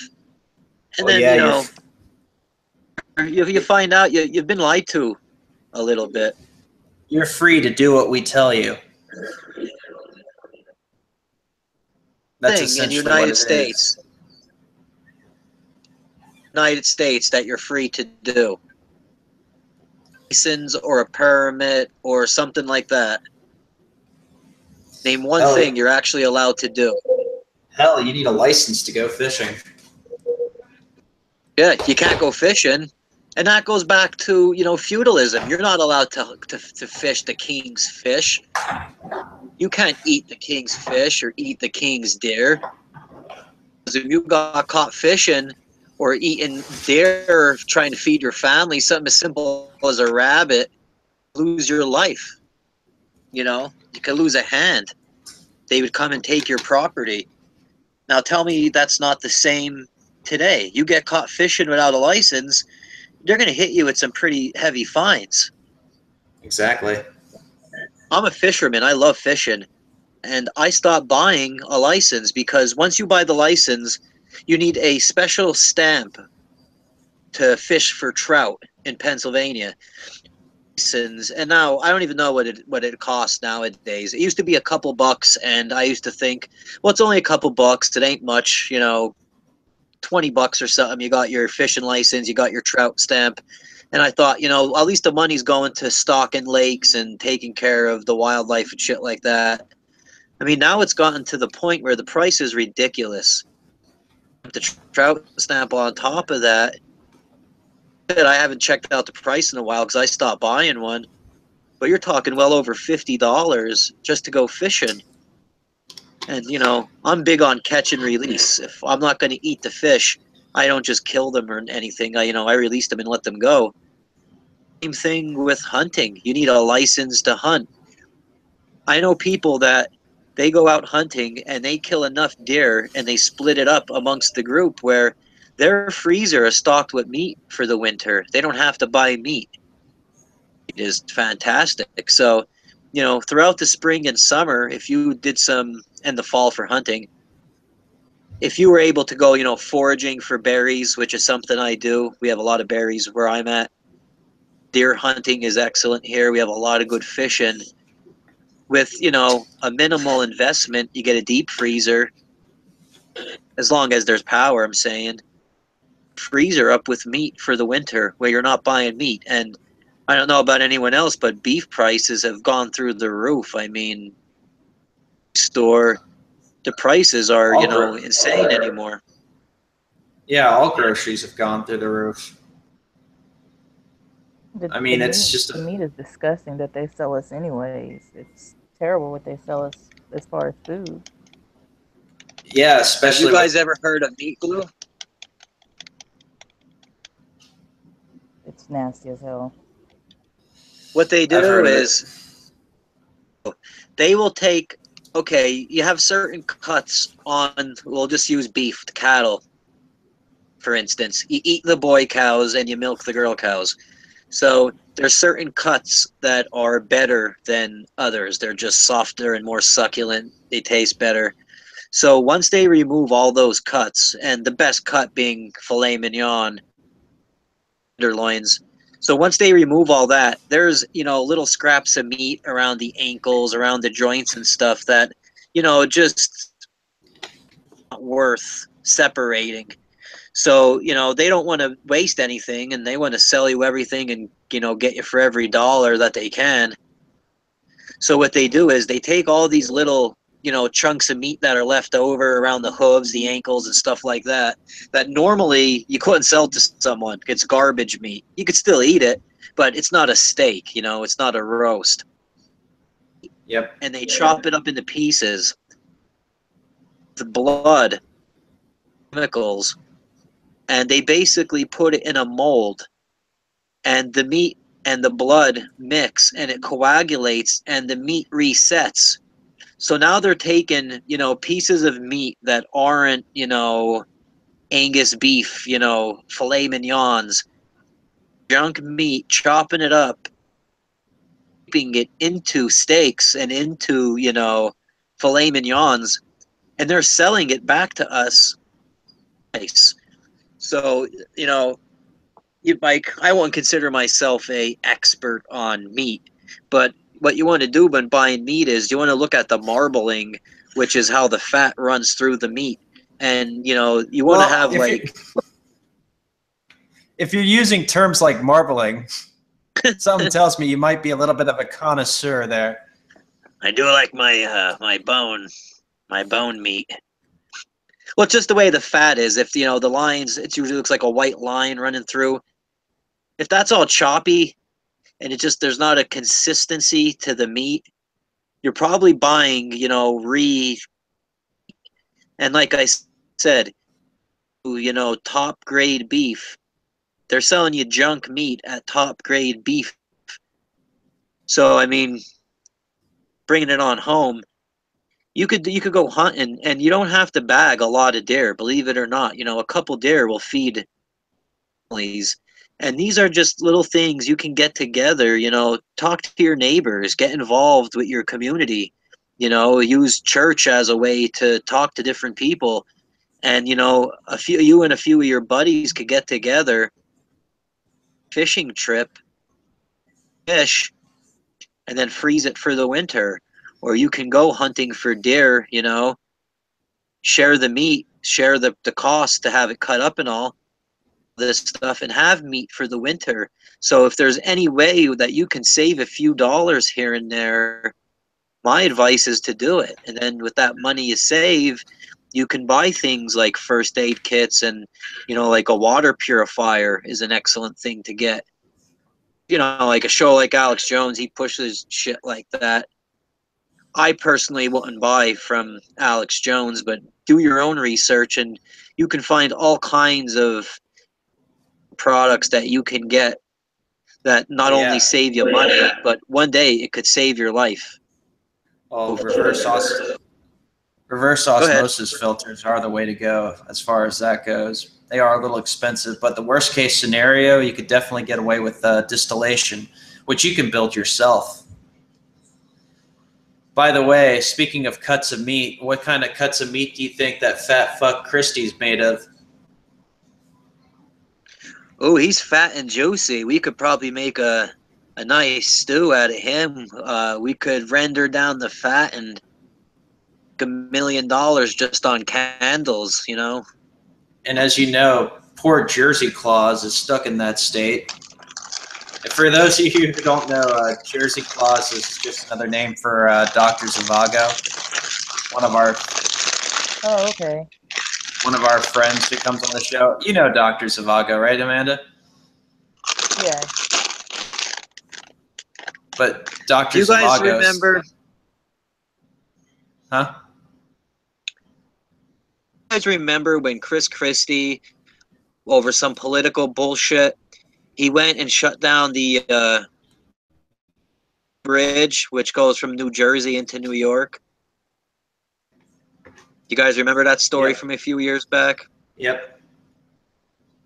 Just to hurt a political opponent. It just shows you how much of a scumbag, you know, these politicians and, you know, Chris Christie in particular is.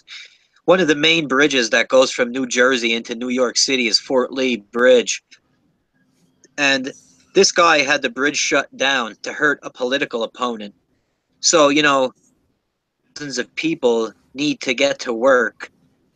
And, you know, you can't get to work because the bridge is shut down over some political. And just keep in mind, these politicians, you know, and I'm really trying to reach out to the pro-Trump people. These politicians do not give one fuck about you or your family. Whatever promises they sold you during the campaign, they are not going to fulfill. You know, you judge a tree by its fruit. The last handful of presidents just from, you know, our lifetime, how many of them actually kept any of the campaign promises they have? You know, don't put all your money on some politician that he's going to come in and save you. You know, people are looking for this savior type. Donald Trump is not it. I'm telling you right now. Especially Care one shit about us. especially when Jared Kushner is pulling his strings. One thing I'd like to say, though, is, going back to the Chris Christie, our friend Dr. Zavago, who comes on our show a lot, stuck in that god-awful state. And just reading that article about him shutting down the beach and on top of that, just enjoying it for himself, it just gets me in such a rage just to see that we allow our politicians to treat us like this. We're cattle to these fat fucks. And, just seeing him on the beach with his family, I am surprised that every resident in New Jersey didn't put his ass on a spit and roast him over a goddamn fire on the beach. Sorry for my rant. That just really pissed me off. Rant on, brother. These politicians, they would grab them, they would grab their families, they would beat their children to death in front of them and make them watch, and then they would tar and feather them. And when you get boiling tar poured on you, it kills you. It's not a lenient punishment. But Well, think of like French Revolution type things where they would behead politicians. The only reason the politicians get away with this bullshit, we give our consent. A few people are able to roll millions, and we let them get away with it. And from talking to, normies, your average person that goes to work and, watches the news and goes to bed sort of thing, are woken up to what's going on to a certain extent. But the problem is they're scared. They don't know where to turn to. They're afraid to lose the little structure and security. And I don't know about you guys, but I think, wouldn't we be better off governing ourselves with the same, oligarchy to control us? Because, they haven't kicked us down anything in years. I don't know about you guys, but I live week to week. And if something were to happen where I couldn't make money, I don't know how my child would eat, I'm exactly the same way. I think all of us are living week to week. But the thing that, and that's why I say just, whatever you can do, diversify your assets. If you can, invest, just because of the fact that if you have your money sitting in a bank, it's doing nothing but, producing loans. So why not make that money that you have in the bank work for you? I mean, yes, it's a risk, but at the same time, you really got to set out your finances the way that these elitists do. And remember this. I just wanted to comment. Bank. And you put your money in the bank, when you signed up for your checking account or your savings account, you agreed. Once you hand it to them, it's no longer your money. And yes, they do say they have an FDIC, which is a federal insurance. Well, they'll insure your account up to $250,000. Fighting them, because once you put your money in the bank, once you give that money over, it's not yours anymore. Keep that in mind. If you don't actually have it in your hand, you don't own it. Well, to be fair, it's not really your money to begin with either. Necessary notes that, you promised to pay a debt further on down the road. Exactly. I know that could be a bit confusing. And that's the thing. As I said, use their own system against them. Diversify your assets. If we keep on playing the same game that they want us to play, and they don't want us to, risk our money to do things other than putting it in the bank, which they think is the safe bet. So you know what? Use their own system against them. And if you can, whatever, they always try to make it a shameful thing about, taking out, wealth. But at the same time, they made the system. Get whatever you can out of them, because you put your money into it, and your money doesn't go back to fixing roads and stuff. It just goes to pay off the interest. And not only that, that interest goes to pay off Israel.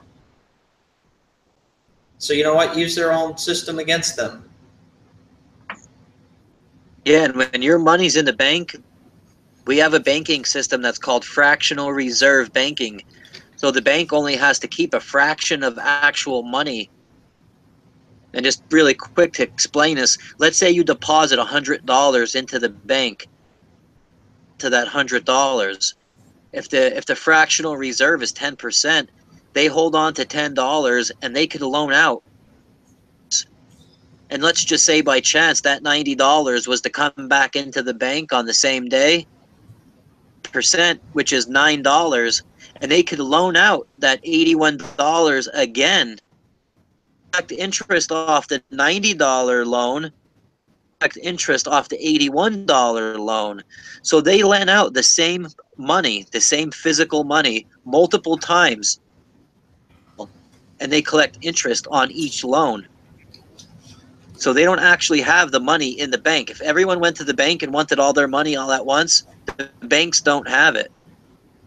Things called bank holiday, where the banks actually shut down. I know a lot of people, especially women, that do this where they don't walk around with cash. They just have their, you know, their debit card, and they use their card as they need. Well, what's going to happen if, you know, Ben, you got your paycheck, direct deposit, ATMs don't work, the bank's on holiday, and you may have to go a week or two without your debit card. And those bank holidays are usually nefarious for something else. Didn't that happen know? in Greece at one point where people could only get like $100 a day or something? I want to say it was Greece. Yeah. I believe you're right. Yeah, that's happened a few times in Europe. So anytime you see a bank holiday, just be wary that Shit might go down. But I just think to we bring need back, to bring back tar and feathering, man. that's exactly what I was going to say, Jason. I was going to say, bring back tar and feathering, and bring back caning politicians. Yeah, well, you know, I don't believe in killing, but people like that deserve to be killed, man. They're scum. I mean, the lowest scum, and they're greedy as hell. They'd cut their own damn mama's throat for a damn dollar. Okay, let's put it this way, Jason. How about super glue and feathers? Oh yeah, Make it super glue would be real good. Super glue and feathers, make it a public, make it a public spectacle. Yeah. I say we get a damn stack of money and glue it in her fucking hand, and then glue it right in her damn forehead. And have everybody And then- take a turn tearing off a bill. Yeah. See, people ain't got balls like that no more. I think we might get to a point where we're going to have to be forced to have balls again. Yeah, well, I mean, it would be super great to do it, but then everybody's like, oh, well, you'll get the police involved. Well, you know what? The police is fucking idiots to begin with. Excuse my language. But when it comes down to it, they're going to get burnt just like everybody else, and they protect the son of a bitches. You know what I mean? Absolutely. I think, you know, if you And they tar get- and feather a high-profile person, their whole family, them, their children, all of them, I think, to the rest of them. And Set an I mean, example. by no means do I don't want to, you know, I don't want anyone to die. I personally would never kill anybody. Super But glue. I think at some point it's going to come down to where be the only language that these people understand. And, you know, they're more than happy to use violence against us. Yeah, that's what they understand anyway. So,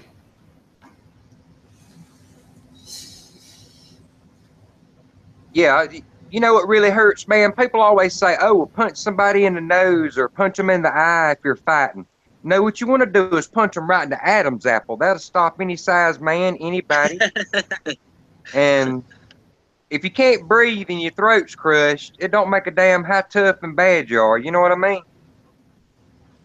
So, yeah, definitely. And I think they As I should said- bring back firing squads too, myself. Well, a lot of these politicians are guilty of high treason.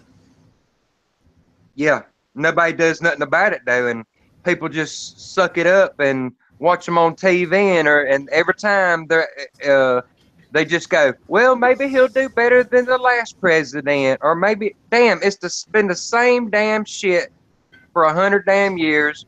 They say shit to get into office. Why the hell can't people see that? I mean, the last decent president was John F. Kennedy, and look what ended up to, look what happened to him.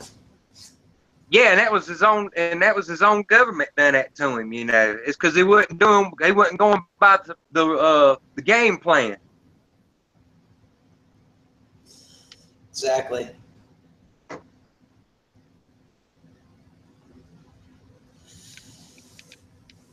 I think it's going to take, us teaching our children and grandchildren and, them teaching their children and so on and so on.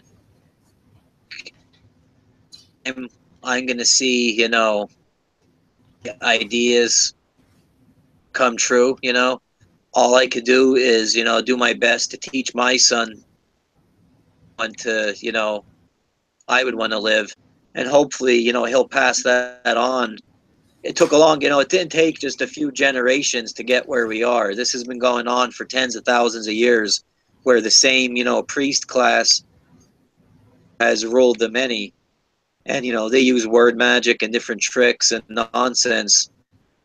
Consent. And, if we didn't consent to these sort of things, it wouldn't happen.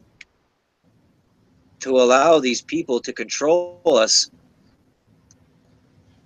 unfortunately, a few of us being woke, I hate to use that term because of BuzzFeed, but a few of us being woke ain't enough, but hey, at least it's a start. We got to start somewhere.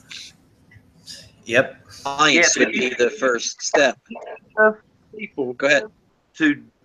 If you got just enough people to do something instead of going, oh, I got to worry about work and I got to worry about this, you could end all this as quick as it started. But that's the whole problem. You're outnumbered. That's the whole thing. Well, you've been brainwashed. That's the problem. Yeah, well, you've been brainwashed into brainwashed into helplessness. Yeah, that's the problem. But it's and as I said, I don't get enough people, man. Because every redneck here owns a gun, so you can overthrow the government easy. I mean, if you just get everybody to agree with it, that's the thing. They just don't want to agree with it. They just want to live their pitiful little lives and go with the program. As I said, I don't condone violence, but I'll be damned if they don't deserve it. Yeah, I don't condone violence either, man. Sometimes people need to be forcefully done. They force us, so they need to be forced. It's the same thing. People say, oh, well, you need to pay taxes on your car. It's like gas. It's already taxed. Why the hell do you need to be paying taxes on your car when they're already getting taxes? People are idiots, man. Yeah, Pennsylvania has one of the highest gas taxes in the country. Our roads are horrible. Yeah, I'm just giving you an example, though. It's like here where I live at. The damn main street in uptown, they fix that up all the damn time. But hell, when I cut grass, I had to cut out almost in the middle of the damn road to get the grass that's growing up through the damn road. Yeah, definitely. It's just Go ahead, greedy, Jay. man. Go ahead. I said they're just greedy, man, and it's like you look at the water bill. You look at the water bill, and you don't spend. Let's say you don't spend but like $40 on water. But hell, water it'll be $80 damn for every other little detail. They just try to milk you just as good as they can, man. Yep, they're trying to fuck you 5 ways from Sunday. With that being said, it looks like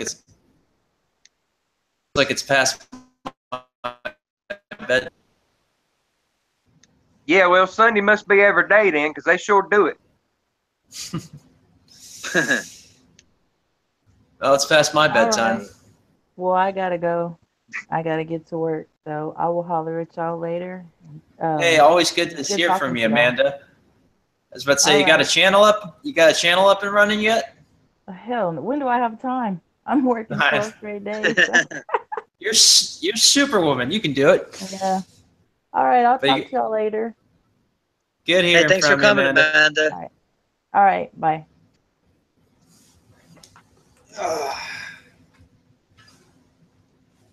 You want to give us your closing statements, Jason? Do you have any social media where you could be reached or anything like that? Any shout outs?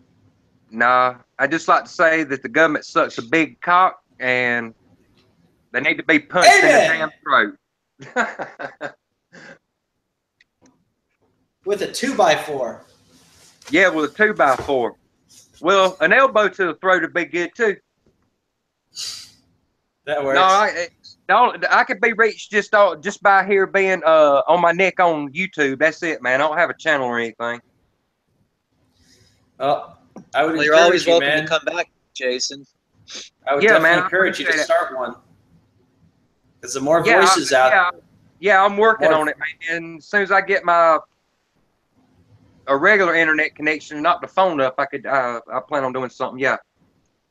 perfect. I mean, the more voices out there, and we encourage all of you, if you ever get a chance or have time, just get the truth out there. Because the more voices, they can't take us all offline, although they are trying. Don't be shy. Your first video isn't going to be a work of art. And different tricks how to make your videos better and incorporate more things. I mean, I've only been doing this for months.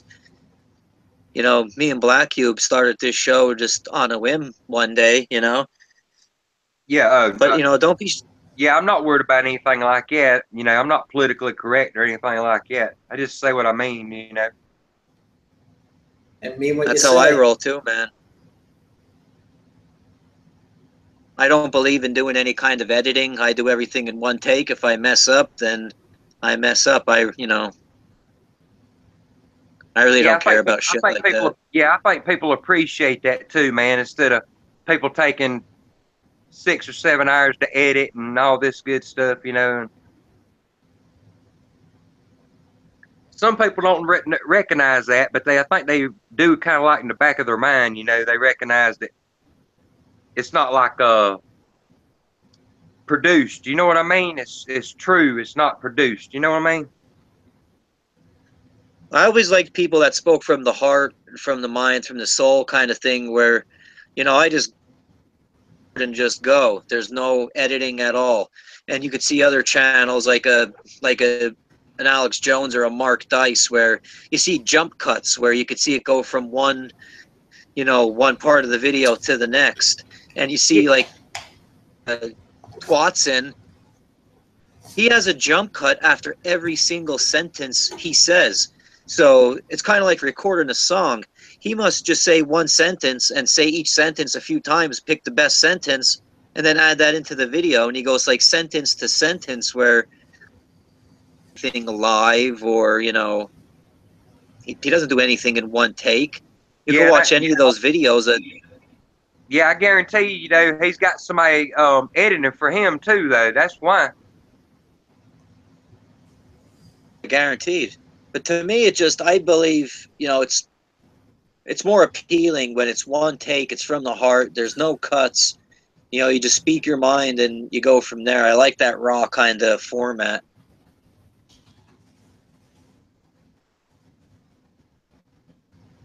Yeah, no doubt, man.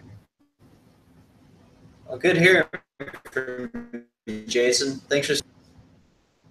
Yeah, man. I appreciate y'all. Thanks for stopping by, Jason. Come back again. Yeah, I will, man. I appreciate y'all letting me run my mouth a little bit.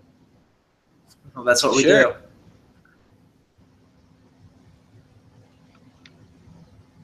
All right, man. Y'all be I'm good. constantly running my mouth. Yeah, I hear you, man. All right, good night, Take it man. easy. Thanks for stopping by. All right, y'all can just contact me on here on my neck or something like that, man. All right. You got it. All All right, right. buddy. Appreciate it. Mr. Cube, Yes, sir. closing statements, concerns, thoughts. Well, I just want to wish everybody out there listening to have a happy and safe 4th of July.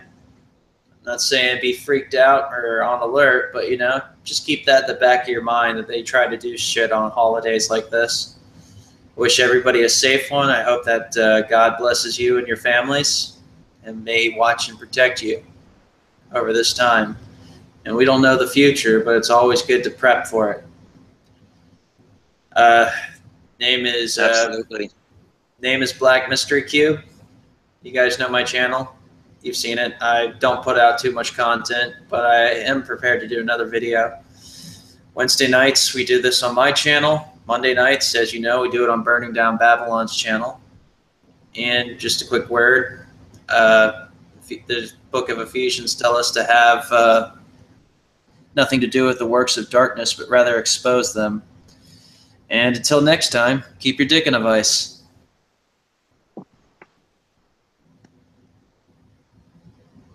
All right, keep your dick in that vice.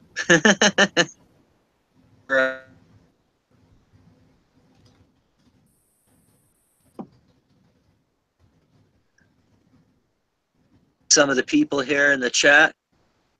Crystal, what's up? I've talked to you before. Mr. White. Amanda, as always. Trayson. Here, I have to scan up. Jason, thanks for popping on the show, man. It was nice to have you as a guest. Come back again if you want. What's up? There. Lewis Carroll. What's up? What's up, Jason? Everybody. Well, everybody, thanks for watching the show. We appreciate it. Good panel. So if you want to come on and, you know, talk about whatever, you're more than welcome to. We always post a link for people to join in. I'm Burning Down Babylon. You obviously know where my is because you are watching it right now. I'm on Twitter at LloydWhite46. Social media every single day, but if you do want to contact me, I do check it from time to time. I also go on minds.com, which is another kind of YouTube format and stuff there. As far as I've seen, they don't have any kind of censoring. I've already seen nudity on there, so if they allowed nudity, I'm pretty sure they won't shut me down for the things I talk about.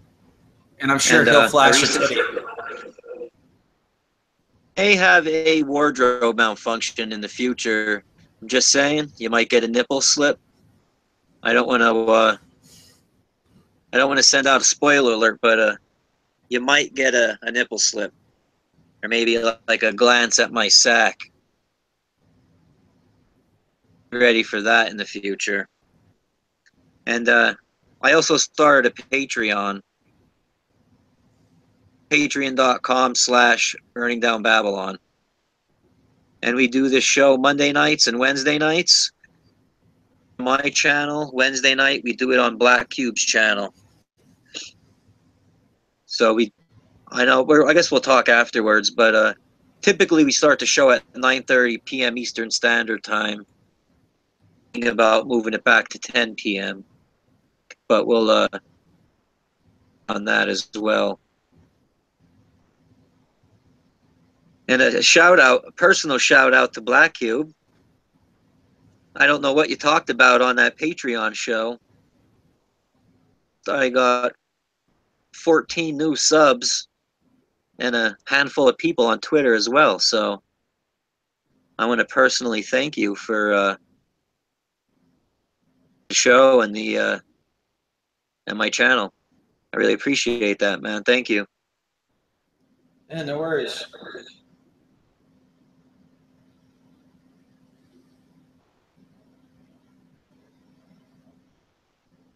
All right, sorry, I was reading the chat.